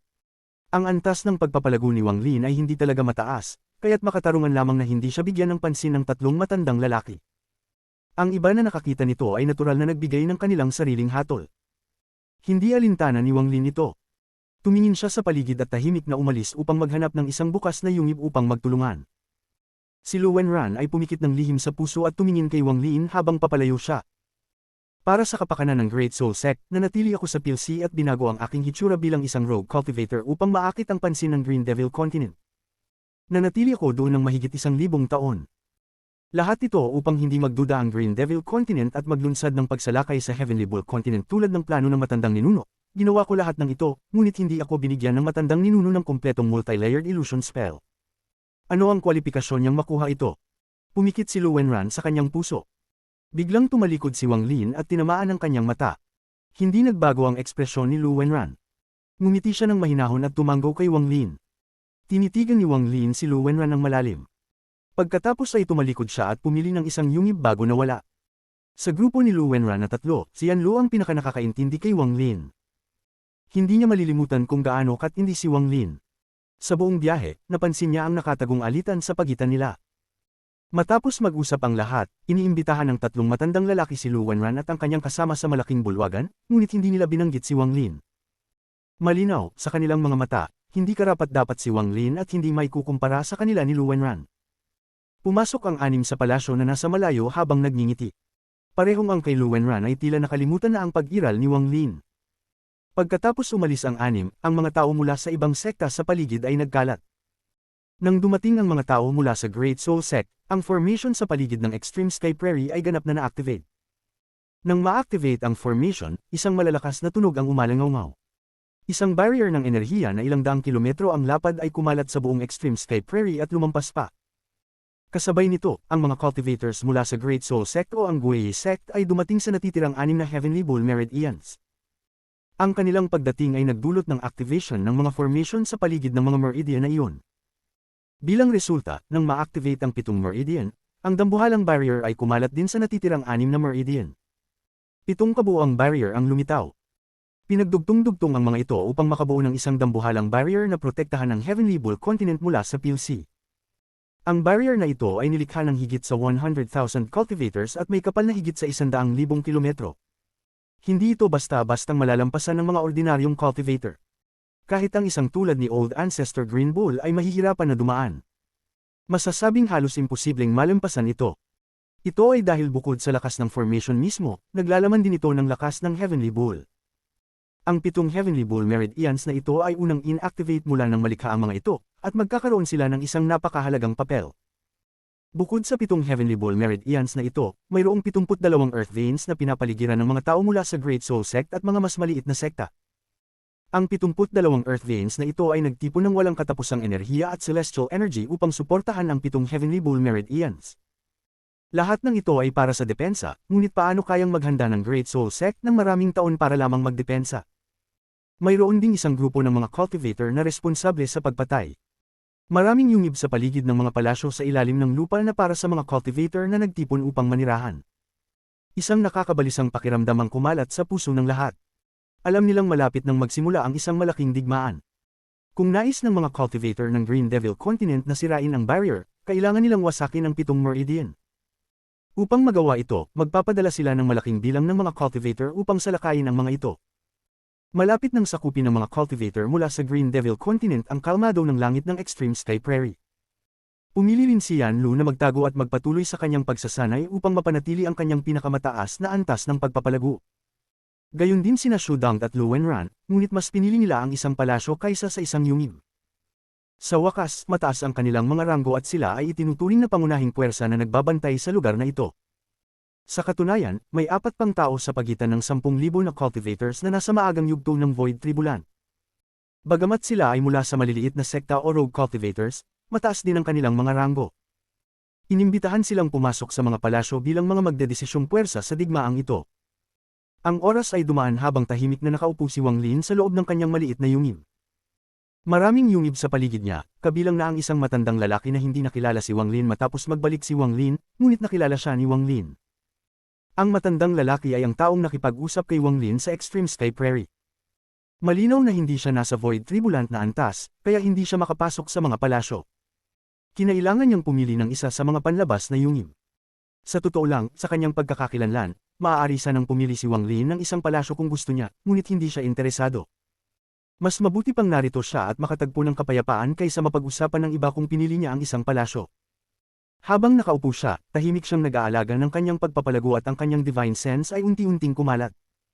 Ginugol niya ang oras na ito upang paunlarin ang asul na payong at ang soul fantasy origin sa isang mas malalim na antas. Kinuha din niya ang compass restriction at ikinalat ito sa buong prairie. Ang bagay na ito ay lubhang misteryoso. Kahit na ikinalat niya ito, hindi napansin ng kahit si Lu Wenran, na may pinakamataas na antas ng pagpapalago dito. Dumaan ang oras. Hindi tiyak kung ilang araw ang lumipas. Maliban sa tunog ng pagpapalago, wala nang ibang tunog sa mga palasyo at mga yungib sa paligid nila. Biglang binuksan ni Wang Lin ang kanyang mga mata. Sa sandaling binuksan niya ito, ang compass sa harap niya ay kumalabog. Isang berdeng linya ang biglang lumitaw sa mapa ng Extreme Sky Prairie. Ang berdeng linyang ito ay binubuo ng maraming berdeng mga tuldok, at mas marami pang tuldok ang dumating. Dumating na sila. Habang nakatingin kay Wang Lin sa compass, kumislap ang kanyang mga mata. Malapit na niyang makumplito ang tatlong kondisyon na itinakda ng Great Soul Sect. Pagkatapos, aalis na siya sa lugar na ito at magtutungo patungong Donglin, patungo sa Ancient Dao Clan. Nang mapansin ni Wang Lin ang pagdating ng mga cultivator mula sa Green Devil Continent, binuksan ni Lu Wenran ang kanyang mga mata at nagpakita ng isang malamig na titig. Mga kasamahan, dumating na ang mga cultivator ng Green Devil Continent. Ang tinig na ito ay umalingongo sa buong grupo ng mga palasyo. Ang aura ng pagpapalago ay nawala at binuksan ng lahat ng cultivator ang kanilang mga mata. Ang ilang mga cultivator sa Void Tribulan, tulad ni Yan Lu at Shu Dong, ay nakaramdam ng isang bagay at kumalat ang kanilang killing intent. Isang nakakagimbal na ungol ang narinig sa ibabaw ng Extreme Sky Prairie. Mahigit 10,000 cultivators ang lumipad sa ibabaw ng prairie, pinupuno ang dating maaraw na langit. Sa loob ng 10,000 cultivators, 6 sa kanila ang pinakamabilis. Sa 6, 4 na lalaki at 2 babae. Ang kanilang mga kasuotan ay marangya at ang kanilang mga antas ng pagpapalago ay kabilang sa pinakamataas ng Green Devil Continent. Ang 2 matandang lalaki na may mid-stage Void Tribulant cultivation ay ang pinakamalalakas na cultivator sa hukbong ito ng higit sa 10,000 cultivators. Ang natitirang 4 ay nasa maagang yugto ng Void Tribulant. Nagmadali ang 6 at ang natitirang hukbo ay sumunod sa kanila, tinakpan ang langit ng Extreme Sky Prairie. Ang killing intent ay kumalat at kumubli tulad ng isang madilim na ulap na bumabalot sa lugar. Brother Zhang, hayaan mong magsanib ang lakas natin upang makita ang kapangyarihan ng 7 meridian ng Heavenly Bull. Ang isa sa mga matandang lalaki sa mid-stage ng Void Tribulant ay tumingin sa kanyang kasama at ngumiti. Magandang ideya, Brother Zhao. Narinig ko na ang formation na ito ay maaaring bumuo ng kaluluwa ng Heavenly Bull. Gusto kong makita kung ano ang hitsura ng Heavenly Bull na ito. Sumang-ayon ang matandang lalaki na si Zhang at ngumiti. Sa kanilang antas ng pagpapalago, nakakita na sila ng marami at hindi basta mamatay. Sa kanilang pananaw, ang pagsalakay na ito ay parang isang laro lamang. Mula sa pananaw ng kanilang mentalidad, mas magaling sila kaysa kay Lu Wenran, ngunit may malaking pagkakaiba pa sila sa 7-colored Celestial Sovereign. Bagamat magkapareho ang kanilang mga antas ng pagpapalago, kulang sila sa tapang at kalmado. Habang nagsasalita sila, itinataas nila ang kanilang mga kanang kamay at bumuo ng mga seal bago ituro ang prairie. Ang lupa ay umugang at ang mga ulap ay bumangon sa kanilang harapan upang bumuo ng isang dambuhalang 100,000 talampakang nilalang na humarap sa unahan. Isang madilim na liwanag sa langit na tila punitin ang kalangitan at 3 flying swords ang lumitaw. Sa sandaling lumitaw ang 3 espada, kumalat ang itim na gas. Ang lahat ng mga damo sa lupa ay natuyo, tila sinipsip ang lahat ng kanilang buhay. Ang 3 espada ay tumulak paaban kasabay ng dambuhalang nilalang. Ngunit sa sandaling magsanib ang 3 espada at dambuhalang nilalang, isang walang katapusang hamog ang kumalat mula sa Extreme Sky Prairie. Ang madilim na hamog ay pumulupot sa karamihan ng prairie at patuloy na kumalat. Ang malalim na ungol ng isang toro ay umabot mula sa hamog. Di nagtagal, ang malaking halaga ng hamog ay bumuo ng hugis ng Heavenly Bull at naglabas ng isang nakakagimbal na ungol patungo sa dambuhalang nilalang at 3 espada. Sa pagsabog ng ungol, biglang sumabog ang Heavenly Bull. Ang hamog ay mabilis na kumalat patungo sa mga cultivator ng Green Devil Continent. Kasabay nito, sa ilalim ng lupa, si Lu Wenran ay may seryosong ekspresyon at naglabas ng isang sigaw. Lahat ng cultivator ng Void Tribulant, sumunod sa akin at magpatuloy sa pagpatay. Sa hamog formation na ito, mayroon tayong walang katapusang enerhiya at maaaring kunin ang kapangyarihan mula sa hamog. Sa sigaw na ito, 7 sinag ng liwanag ang lumabas kasama si Lu Wenran at nanguna. Nawala sila sa hamog. Sa ibabaw, ang hamog ay ganap na bumalot sa mga cultivator ng Green Devil Continent. Pagkatapos, ang halos 10,000 cultivators sa ilalim ng lupa ay lumabas at lumipad. Isang malaking labanan ang nagsimula. Si Wang Lin ay kabilang sa grupong iyon ng mga cultivators. Siya ay kalmado at agad na sumanib sa hamog. Ang hamog ay maghihigpit sa mga cultivators mula sa Green Devil Continent sa pamamagitan ng pagharang sa kanilang mga divine senses. Gayunpaman, para sa mga tao mula sa Heavenly Bull Continent, ang hamog ay papasok sa kanilang katawan at magpapalusog sa kanila. Kabanata 1857 Liu Ziyuang. Si Wang Lin, na nakihalubilo sa hukbong 10,000 na cultivator, ay hindi nakakuha ng labis na atensyon. Tanging si Yan Lu lamang ang tumingin pabalik sa hukbo ng 10,000 cultivator, tila naghahanap kay Wang Lin. Ngunit napakaraming cultivator, at ang lugar ay nababalot ng hamog, kaya't hindi niya ito natagpuan. Sa loob ng hamog na ito, ang mga cultivator mula sa Green Devil Continent ay lumipad pasulong, pinangunahan ng dalawang matandang lalaki na nasa mid-stage ng Void Tribulan. Habang sila ay gumagalaw pasulong, itinutulak nila ang hamog na parang ayaw nilang lumapit dito. Kahit sa Immortal Astral Continent, ang mga cultivator na nasa mid-stage ng Void Tribulant ay parang mga Panginoon na kayang suportahan ang isang medium-level na sekta. Kahit sa mga sekta tulad ng Siyam na sekta at 13 federasyon, sila ay magiging mga elite sa mga matatandang miyembro. Ang mga cultivator na makararating sa mid-stage ng Void Tribulant ay sobrang hirap patumbahin. Marami silang mga treasures at spells na makakatulong sa kanila. Ang dalawang matandang lalaki mula sa Green Devil Continent na nasa mid-stage ng Void Tribulant ay tinatawag na Zhang at Zhao. Pareho silang nagmula sa magkaibang devil sects, at habang sila ay umaatake, ang mundo ay yumanig. Si Lu Wenren ay lumabas at nagsimula ng laban-laban sa matandang lalaki na si Zhang sa loob ng hamog. Ang tunog ng kulog ay umalingaw at kumalat sa lahat ng direksyon.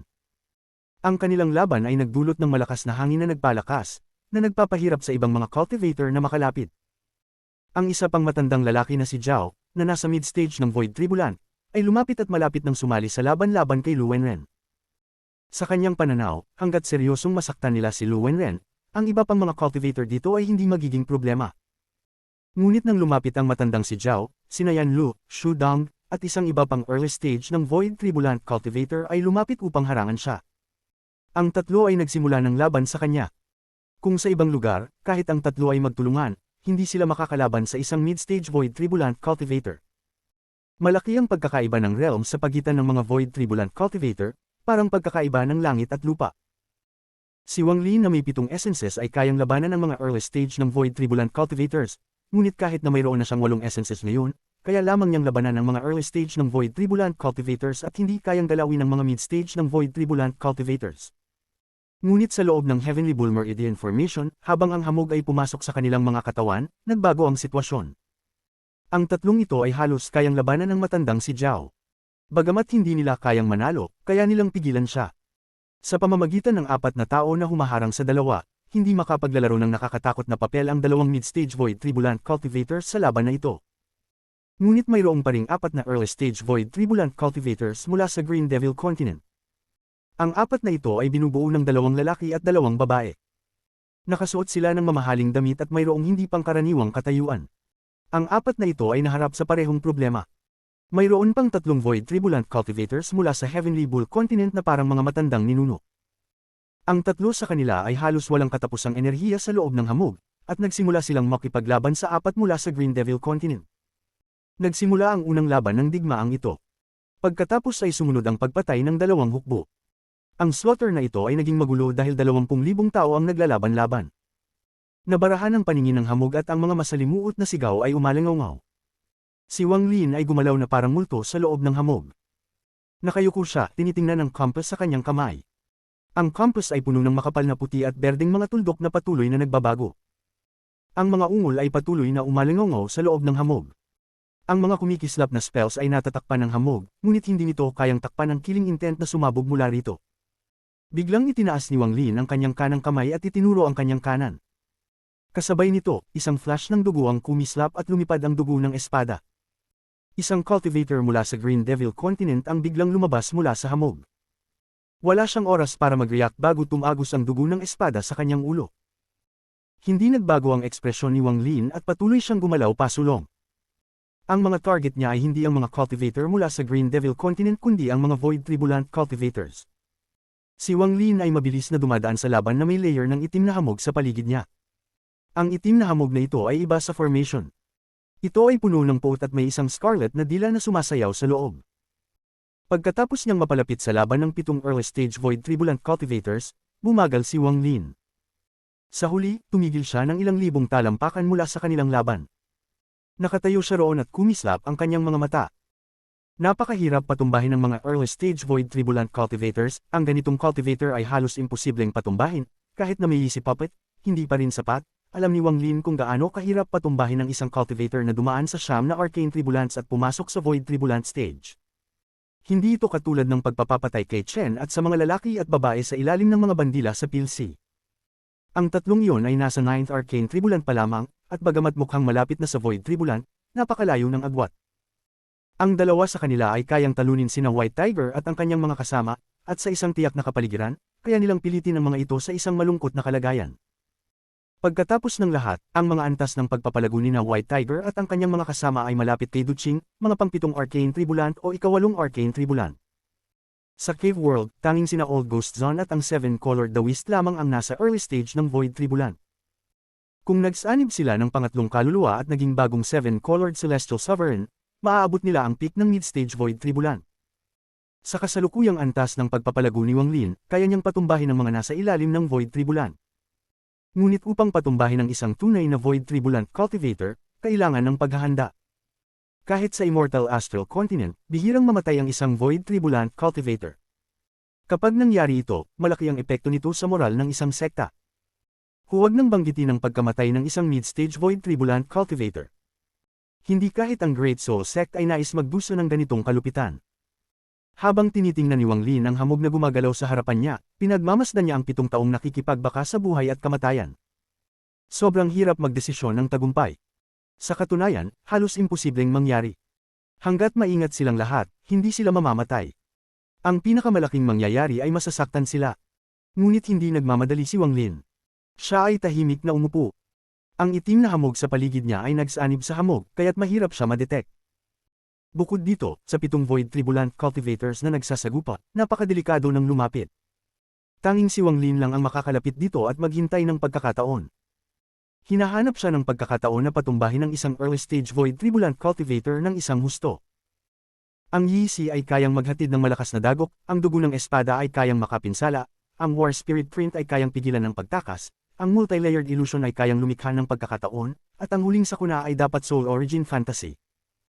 Ngunit, lahat ng ito ay makakapinsala lamang sa isang early-stage Void Tribulant Cultivator, hindi kayang patumbahin sila, kumislap ang mga mata ni Wang Lin habang nakatingin siya sa kalayuan ng ilang lib. Ong talampakan. Sa isang iglap, lumipas ang ilang oras. Ang tunog ng slaughter ay hindi hamina kundi lumakas pa. Malaki ang bilang ng mga namatay sa magkabilang panig. Ngunit si Wang Lin ay nanatili roon. Siya ay naghihintay. Si Liu Ziyuang ay isang elder ng Devil Dao Sect at kamakailan lamang ay nakarating sa early stage ng Void Tribulant, kaya't siya ay kilala sa Devil Dao Sect. Siya ay isa ring inapo ng Sect Master ng Devil Dao Sect, kaya't may ugnayang dugo. Sumama siya sa pagsalakay ng Heavenly Bull Continent kasama ang isa pang elder na si Shu Wei at 2 kapwa cultivators mula sa sekta. Sila ay kasalukuyang nakikipaglaban sa 3 early stage ng Void Tribulant Cultivators mula sa Heavenly Bull Continent. Ang kabilang panig ay tila may walang katapusang enerhiya at gumagamit ng iba't ibang spells. Ang 4 sa kanila ay naharang ang kanilang divine senses ng hamog at hindi makarecover sa loob ng hamog. Pagkatapos ng ilang oras, nagsimulang magpakita ng senyales na napapaurong na sila. Ang magulong laban ng 7 tao ay nagpatuloy at umalingaw ang tunog ng kulog. Si Liu Ziyuang ay kamakailan lamang nakarating sa Void Tribulant stage, kaya't nagsisimula ng maubos ang kanyang celestial energy. Ang hamog sa paligid niya ay nag-absorb ng malalaking halaga ng kanyang celestial energy. Lapit na ang mga mensahero. Kung magpapatuloy ito, magiging mahirap manalo sa digma na ito. Ang mukha ni Liu Ziyuang ay matindi. Formed siya ng seal at bumuo ng isang Black Lotus na tumama sa isang Black Dragon na nilikha ng isang early stage ng Void Tribulant Cultivator mula sa Heavenly Bull Continent. Sa gitna ng rumbling, umatras si Liu Ziyuang nang hindi nagdadalawang isip. Hindi na niya kailangan pang magsalita, dahil ang 3 niyang kasama ay alam ang kanyang layunin. Mabilis silang nag-block ng natitirang atake upang bigyan siya ng pagkakataon na mag-consume ng ilang pills. Pagkatapos ng ilang oras ng laban, hindi maiiwasan na ang 4 sa kanila ay kailangang mag-recover ng celestial energy, kung hindi mahihirapan silang magpatuloy. Ang ekspresyon ni Liu Ziyuan ay labis na malupit. Siya ay nag-ensayo ng isang yin at yang double cultivation method na nagpo-condense ng mga kaluluwa ng mga babaeng cultivation furnaces sa isang itim na lotus.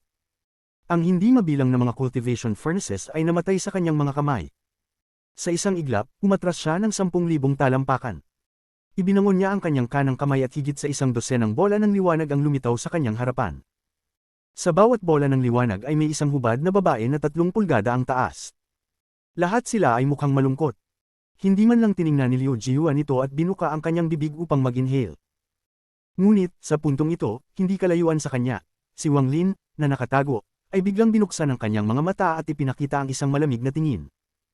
Matagal na niyang hinintay ang pagkakataong ito, at sa wakas, may nagbigay sa kanya ng pagkakataon. Siya ang isa.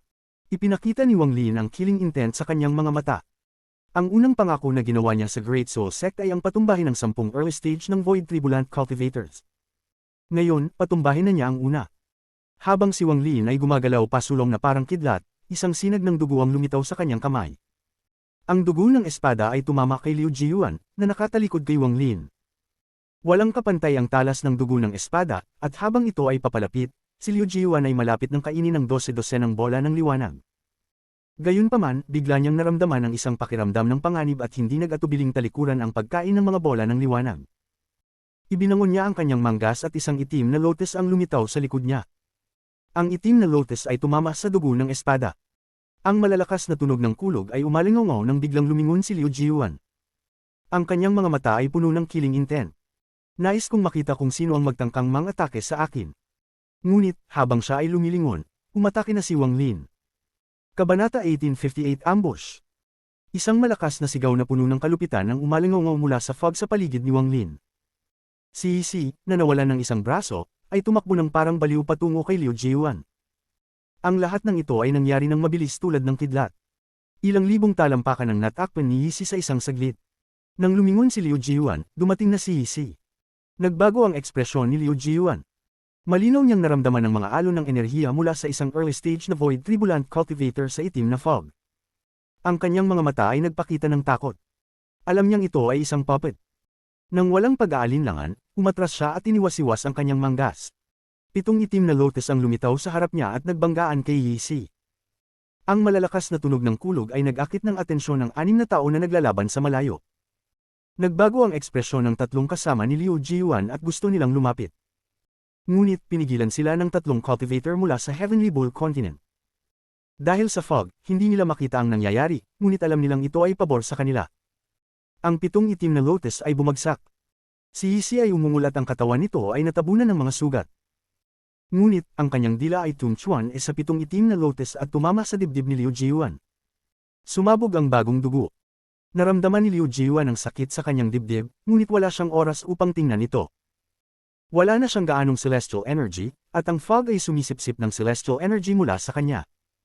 Naglikha din siya ng 7 lotus sa oras ng panganib, kaya't halos ubos na ang kanyang lakas. Habang umaatras siya, iniwasiwas ang kanyang kanang kamay at isang bola ng liwanag ang lumitaw. Papunta na siyang lalamunan ito. Biglang itinaas ni Wang Lin ang kanyang kanang kamay at isang puting layag ang lumitaw sa kanyang kamay. Habang iniiwas ang kanyang kamay, ang mga sigaw ay umalingaw at pumasok sa isipan ng sugatang si Liu Jiyuan. Biglang lumitaw ang imahe ng isang babae sa puti sa kanyang isipan. Ang likod ng babae ay nakaharap sa kanya at siya ay umiiyak. Nang lumitaw ang imahe, napahinto si Liu Jiyuan sa paghahawak ng bola ng liwanag sa kanyang kanang kamay. Nang magkapos siya, nilapitan siya ni Wang Lin at ang kanyang kamay ay gumalaw patungo sa langit. Ang fog ay umugang at isang higanting marka ng palad ang lumitaw at bumababa patungo kay Liu Jiyuan. Kasabay nito, sa likod ni Liu Jiyuan, may isang kislap ng apoy. Isang marka ng palad ng apoy ang sumabog palabas ng fog at tumama sa kanya. Lahat ng ito ay nangyari ng sobrang bilis. Ang plano ni Wang Lin ay paulit-ulit na pinag-isipan sa kanyang isipan.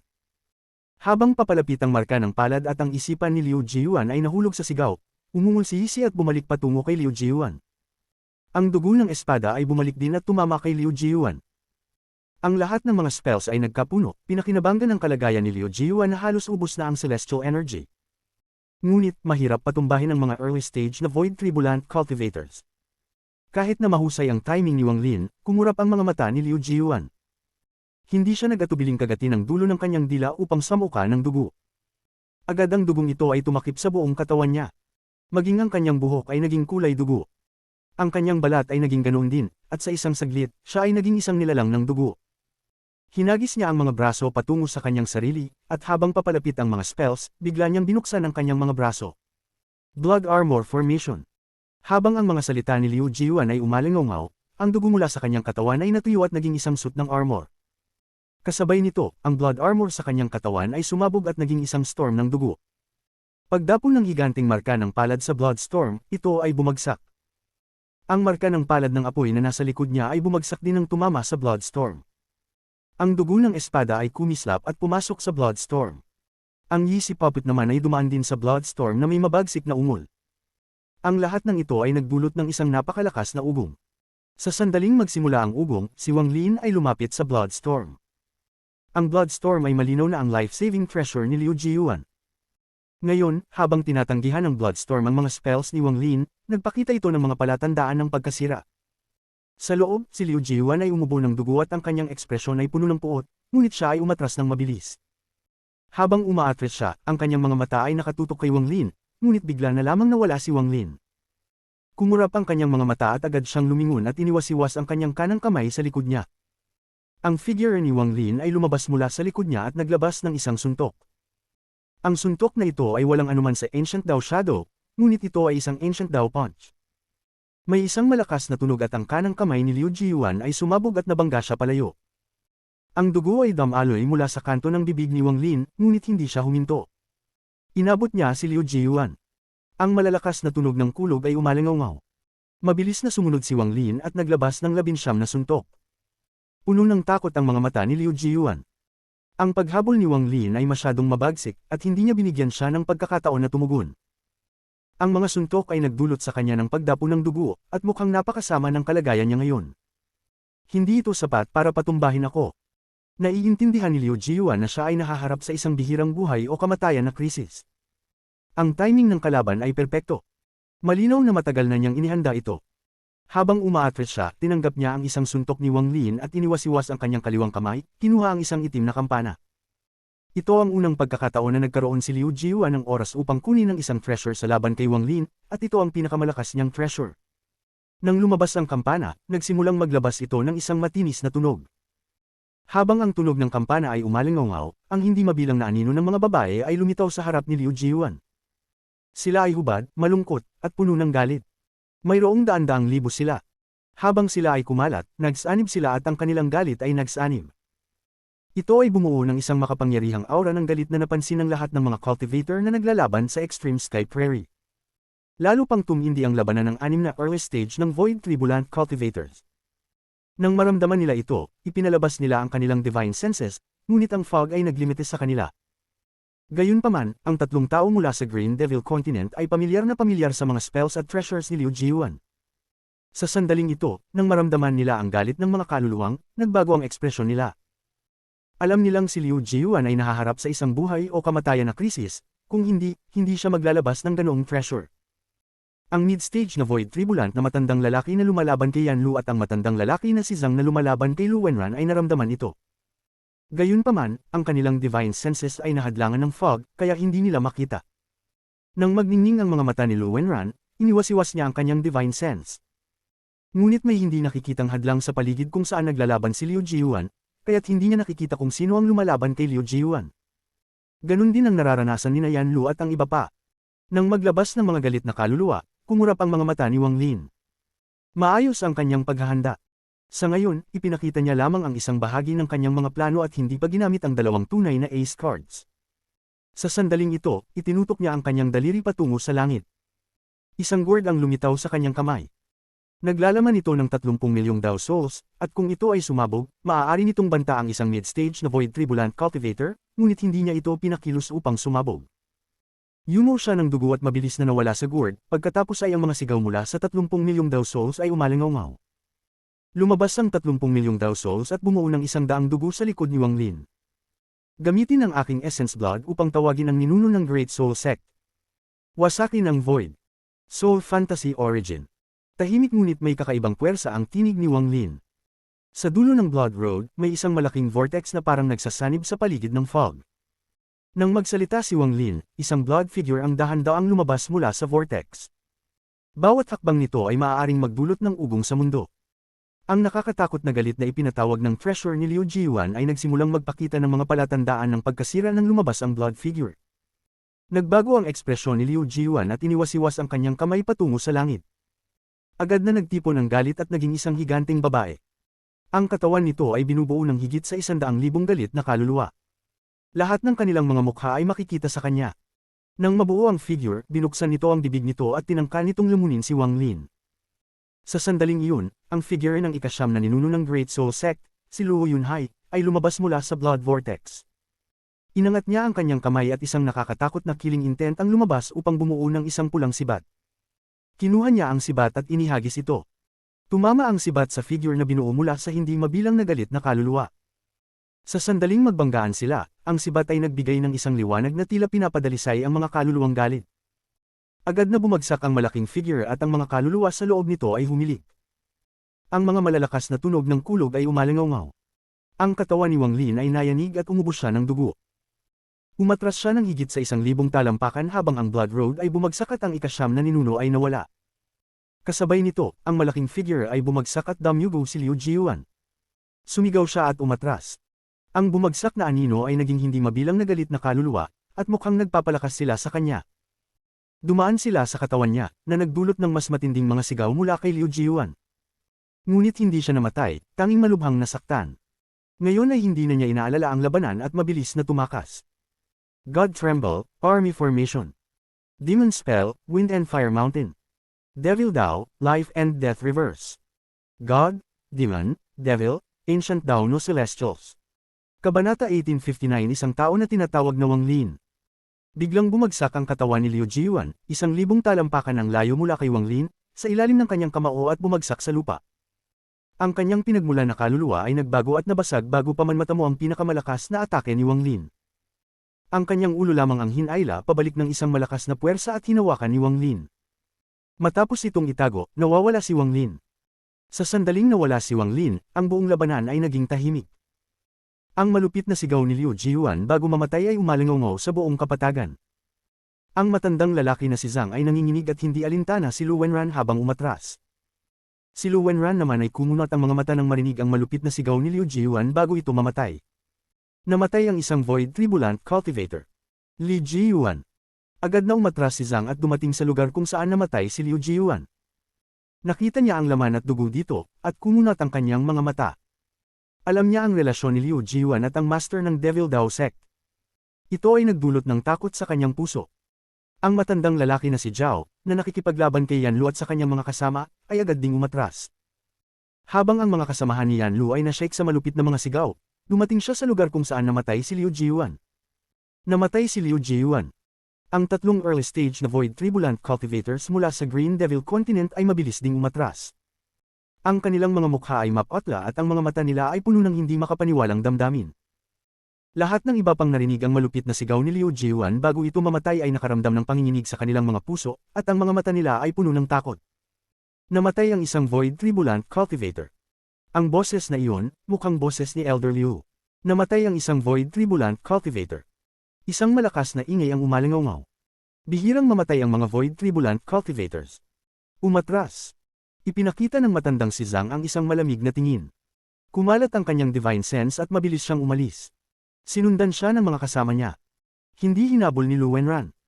Tumingin siya sa ibang mga tumatakas at nag-isip. Ang namatay ay tiyak may hindi pangkaraniwang identidad, pero sino ang pumatay sa kanya? Ang mata ni Shu Dong ay dumaan at kumunat ang kanyang noo. Hindi niya alam kung sino ang pumatay sa kalaban na Void Tribulant Cultivator, ngunit siya ay nagulat. Pumatay ng isang Void Tribulant Cultivator sa ganitong maikling panahon. Sino kaya ang tao na ito? Tanging ang mga mata ni Yan Lu ang kumurap. Dahan-dahan niyang nalamang nakakita ng ilang palatandaan, at ang kanyang kanang kamay ay nanginginig sa loob ng kanyang manggas. Siya. Habang umatras ang mga Void Tribulant Cultivators, ang natitirang libu-libong cultivators mula sa Green Devil Continent ay umatras na may takot sa kanilang mga mata. Bumalik sa ilalim ng palasyo at magtayo ng matibay na depensa. Tiyak na maglalabas ng pangalawang atake ang kalaban. Kailangan lang natin manatili sa fog at depensahan, huwag silang habulin palabas ng fog. Iniwas-iwas ni Lu Wenran ang kanyang manggas at tumingin sa paligid. Sino kaya? Naglakad siya ng ilang hakbang at nag-isip, at pagkatapos ay nagsanib sa lupa. Pagkalipas ng ilang sandali, ang lahat ng Heavenly Bull Continent Cultivators ay pumasok sa lupa pagkatapos ng biglaang pagbabago at nawawala sa ilalim ng lupa. Halos 10,000 cultivators ang umalis mula sa ilalim ng kapatagan, ngunit hindi pa umabot ng 4,000 ang nakabalik. Ang 4,000 ito ay tahimik na bumalik sa kanilang mga kuweba upang maghanda para sa susunod na laban. Si Wang Lin ay bumalik din kasama ang mga libu-libong cultivators. Ang kanyang mukha ay mapatla. Bagamat ang laban nila ni Liu Jiuan ay maikli, ito ay labis na mahirap. Pinag-isipan niyang mabuti ang lahat, kabilang ang oras ng pag-atake, ang reaksyon ng kalaban, at kung kailan naubos ang celestial energy ng kalaban, at ang tulong mula sa fog formation. Sa lahat ng mga kondisyong ito, siya lamang nakapatay kay Liu Jiuan. Gayunpaman, siya rin ay nasugatan. Ang matinding sakit ay dumarating mula sa kanyang dibdib, at kailangan niyang magpagaling agad. Ito ang unang Void Tribulant Cultivator na napatay ko, napakahirap patumbahin ng mga Void Tribulant Cultivators. Tahimik na nag-isip si Wang Lin. Kung hindi dahil sa Heavenly Ball Formation dito, hindi niya kayang patumbahin ito. Walang ibang nakapansin na napatay ni Wang Lin si Liu Jiyuan. Inaasahan na ito ni Wang Lin. Sa katunayan, nang umatake siya, pinaliit niya ang restriction sa paligid nila upang maiwasan na makatakas si Liu Jiyuan. Sa ganitong restriction, kahit na dumaan ang divine senses ng iba, hindi nila makikita ng malinaw. Kahit na ginamit niya ang Soul Origin Fantasy upang tawagin ang ikasyam na ninuno ng Great Soul Sect, ang napansin na spell mula sa labas ng restriction ay napaka-imposible. Sa lahat ng ito, si Wang Lin ay may napakaraming lihim at mga pamamaraan na ayaw niyang malaman ng iba. Natural lang na mag-set up siya ng restriction para hindi makita ng iba ang lahat ng nangyayari. Sa sandaling ito, bawat cultivator sa ilalim ng lupa ay nag-iisip kung sino ang pumatay sa kalaban na Void Tribulant Cultivator. Si Lu Wenran, Yan Lu, at ang natitirang apat na Void Tribulant Cultivators ay nasa loob ng palasyo kasama ang tatlong matandang lalaki na hindi pinansin si Wang Lin dati. Ang mga ekspresyon ng tatlong matandang lalaki ay puno ng pagkabigla. Pakiramdam nila ay hindi kapanipaniwala na may isang tao na kayang pumatay ng Void Tribulant Cultivator. Kung si Lu Wenran ang gumawa nito, magiging katanggap-tanggap pa. Kahit na isa sa mga ibang Void Tribulant Cultivators, magiging okay pa rin. Ngunit maliwanag na hindi ang isa sa kanila ang pumatay sa Void Tribulant Cultivator mula sa Green Devil Continent, kaya sino nga ba? Hindi ko nakita ng malinaw.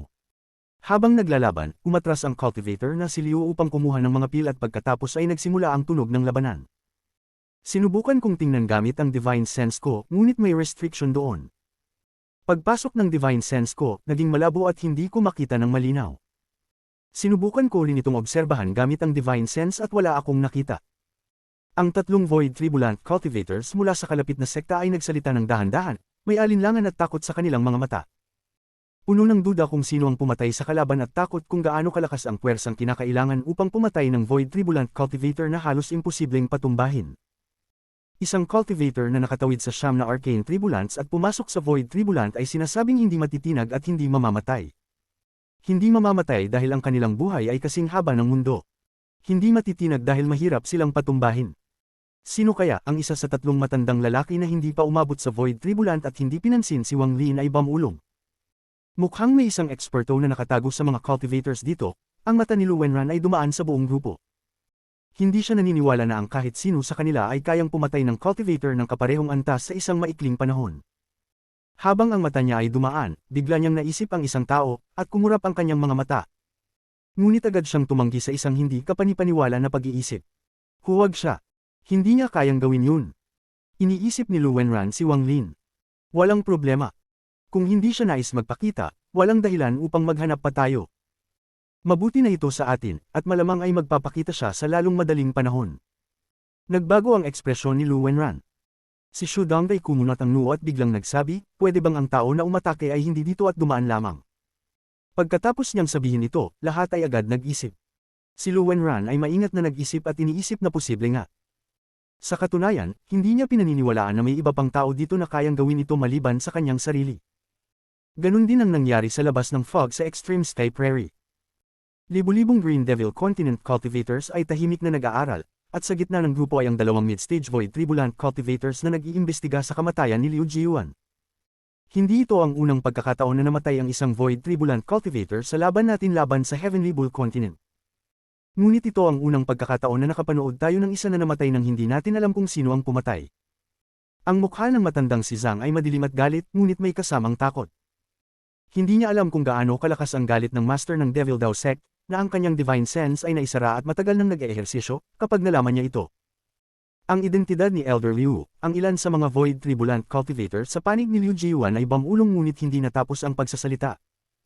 Si Matandang Zhao ay humugat ng isang buntong hininga at dahan-daang nagsabi, bilang pagkakakilanlan, isipin ninyong mabuti kung may mali. Paano nangyari ito sa ganitong kabilas na panahon?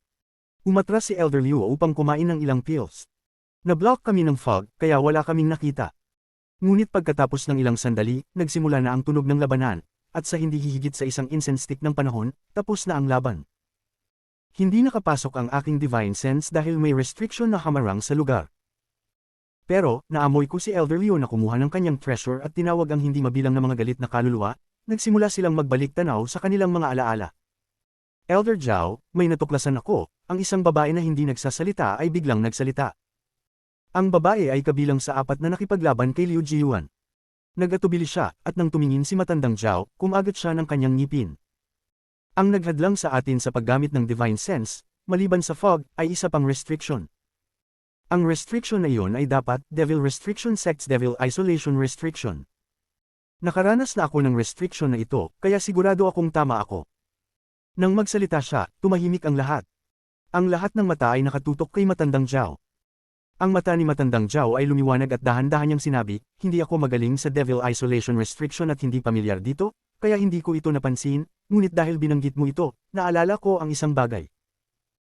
Sa trahedya ng PLC, pagkatapos ng investigasyon ng Devil Restriction Sect at mga ulat mula sa mga Especialia, ang taong nasa likod nito ay isang elder mula sa Great Soul Sect na si Wang Lin, at sa PLC, isang Isolation Restriction Compass ang nawala.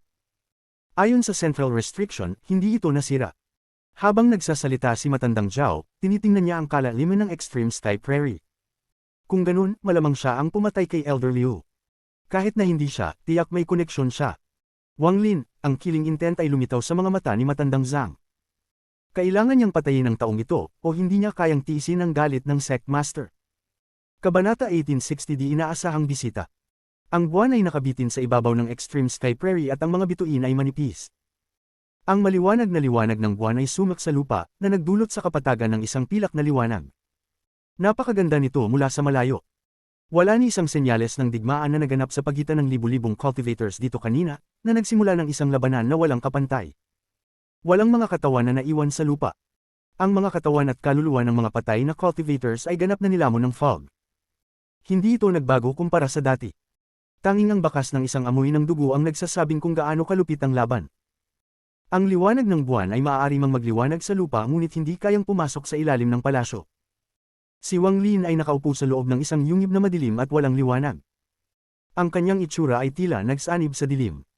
Nagbayad si Wang Lin ng malaking halaga upang mapatay si Liu Jiyuan, mula sa pagpaplano bago ang laban hanggang sa huling hampas. Sa kasalukuyan, ang kanyang mukha ay mapatla at nakasara ang kanyang mga mata habang nag-eehersisyo siya. Matapos ang hindi tiyak na oras, dahan-dahang binuksan ni Wang Lin ang kanyang mga mata, at kumislap ang mga ito. Para bang dalawang bola ng apoy ang sumindi sa kanyang mga mata na nagbigay liwanag sa yungib. Ngayon, si Wang Lin ay may malalim na pangunawa sa panganib ng pagpatay sa isang Void Tribulant Cultivator, katulad ng kung paanong nahirapan din ang iba na patumbahin siya.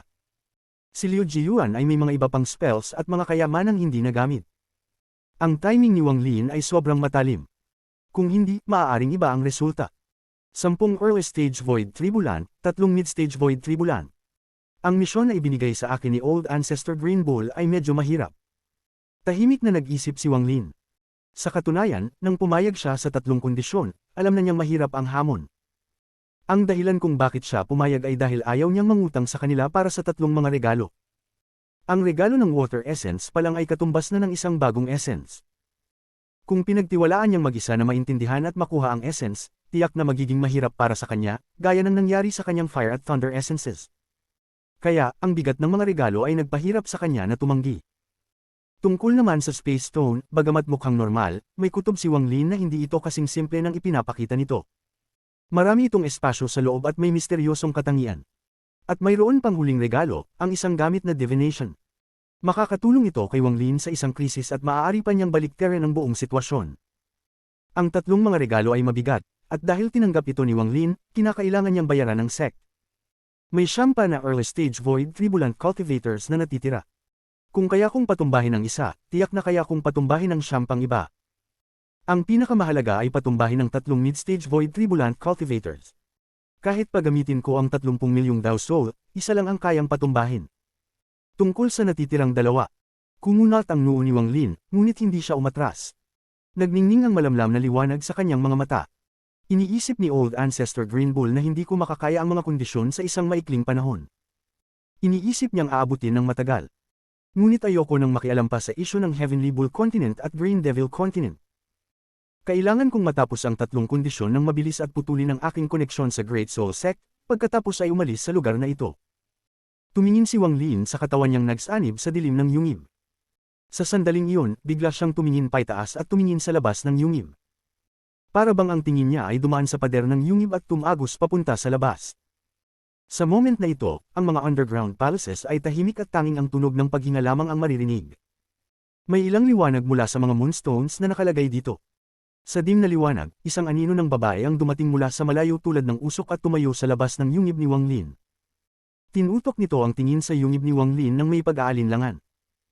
Pagkatapos ng matagal na pagtahimik, malapit na siyang magsalita nang marinig niyang nagsalita si Wang Lin mula sa loob ng yungib. Si fellow cultivator Yan Lu ay dumalaw sa akin sa kalaliman ng gabi. Bakit nag-aalinlangan ka sa labas? Pwede kang pumasok. Habang binanggit ni Wang Lin ang mga salitang iyon, tahimik na bumukas ang pinto ng yungib na nagbukas ng isang puwang. Ang puwang ay lubos na madilim at imposibleng makita ang anumang bagay sa loob. Mula sa pwesto ni Yan Lu, ang puwang sa pinto ay parang bibig na handang lunukan ng puso ng sinuman, naghihintay na pumasok siya. Matapos mag-isip pa ng kaunti, pinigilan ni Yan Lu ang kanyang mga ngipin. May mga alinlangan sa kanyang puso, at kung hindi ito malinawan, hindi niya mapapayapa ang kanyang isipan. Nagbago siya at naging usok, pumasok sa puwang ng pinto. Sa sandaling pumasok siya, agad na sumara ang pinto ng yungib, at walang natirang puwang. Nang magsara ang pinto ng yungib, agad na tumigil si Yan Lu. Tiningnan niya ang harapan. Maliban na lamang kung ginamit ng isang cultivator ang kanilang cultivation sa kanilang mga mata, mananatiling madilim pa rin dito. Bahagya niyang nakita ang anino ni Wang Lin na nakaupo sa malayo, at ito'y nagdulot sa kanya ng matinding pressure. Ang pinagmulan ng pressure na ito ay mula sa dalawang pastahan na ginawa niya sa Soul Scripture Pavilion. Tumingin si Yan Lu at napansin ang bahagyang amoy ng killing intent. Ang killing intent na ito ay mahina at hindi nakatuon sa kanya. Ito ay isang natural na aura na lumabas mula sa taong naruroon na bagong balik mula sa pagpatay. Tanging ang mga cultivators ang makakaramdam ng ganitong aura. Hindi alam ni Yan Lu kung bakit, ngunit nang maramdaman niya ang killing intent, ang imahe ni Liu Jiyuan ay agad na sumulpot sa kanyang isipan. Ang kanyang kamatayan at ang mga nangyari ay naglaro sa kanyang mga mata tulad ng isang pantasya. Parang nakita niyang pinatay ni Wang Lin si Liu Jiyuan sa isang napakabilis na panahon. Fellow cultivator Yan Lu, gabi na at nakatayo ka lang sa loob ng yungib ko nang hindi nagsasalita. Balak mo bang tumayo dyan buong gabi? Tumugon si Wang Lin sa isang kalmadong boses. Nag-isip si Yan Lu ng ilang sandali at pagkatapos ay unti-unting sumagot, ikaw ba ang pumatay sa early stage void tribulant cultivator mula sa Green Devil Continent? Tiyak ikaw nga ang pumatay. Sa loob ng yungib na ito, maliban kay Elder Lu Wenran, walang ibang makakagawa nito sa ganitong maikling panahon. Kung may iba, ikaw na yun. Ang iba ay hindi alam kung gaano kakalakas, ngunit alam ko, mahinang sabi ni Yan Lu habang tinitingnan si Wang Lin na nakatago sa dilim. Wang Lin, ikaw ba talaga? Nag-isip si Wang Lin ng ilang sandali at kalmado niyang sumagot, wala akong komento. Walang kahit anong pagbabago sa tono niya, parang normal lang ang lahat. Matapos marinig ang sinabi ni Wang Lin, ngumiti si Yan Lu. Dahan-dahan niyang inayos ang ilang hibla ng buhok sa kanyang tainga gamit ang kanyang kamay na kasing puti ng jade. Tumingin siya kay Wang Lin at mahinang nagsalita. Hindi ko alam kung bakit hindi mo inaamin. Hindi matatag ang iyong aura at malinaw na nagbayad ka ng presyo. Pagkatapos ng lahat, hindi basta-basta mamamatay ang isang void tribulant cultivator. Kung kailangan mo ng tulong, maaari kitang matulungan.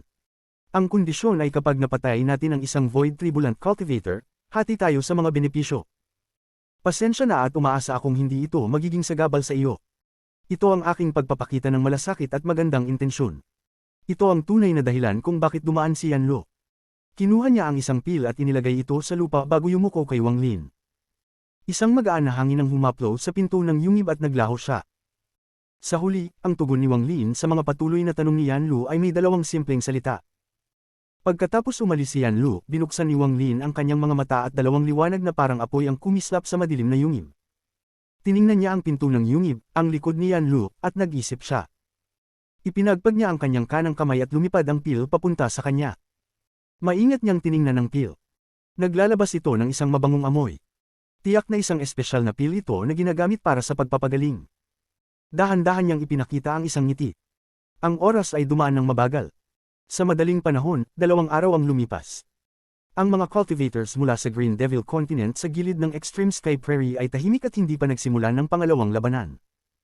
Parang may hinihintay silang bagay at patuloy silang nagpapadala ng mga tao upang magmasid sa kapatagan. Ang mga cultivators ay pinadala mula sa ilalim ng palasyo upang magpatrol sa labas. May ilang mga hindi pagkakaintindihan, ngunit walang malalaking labanan. Ang mga cultivators na ipinadala ay ang 3 matatandang lalaki. Ang matandang lalaki na si Joe ay ang namumuno dito. Maliban sa mga Void Tribulant Cultivators, ang lahat ng natitirang cultivators ay ipinadala upang magpatrol. Ang mga cultivators na hindi pinadala upang magpatrol ay lubos na nakatuon sa kanilang mga cultivation upang manatiling nasa kanilang pinakamataas na kondisyon para sa susunod na labanan. Lahat ng mga cultivators mula sa Heavenly Bull Continent ay nauunawaan na hindi susuko ng madali ang Green Devil Continent. Ang mga ordinaryong cultivators ay maaaring huwag mag-alala tungkol dito, ngunit bilang ang may pinakamataas na cultivation dito, tinitigan ni Luwenran ang paligid at nagkaroon ng isang pag-aalala sa kanyang mga mata.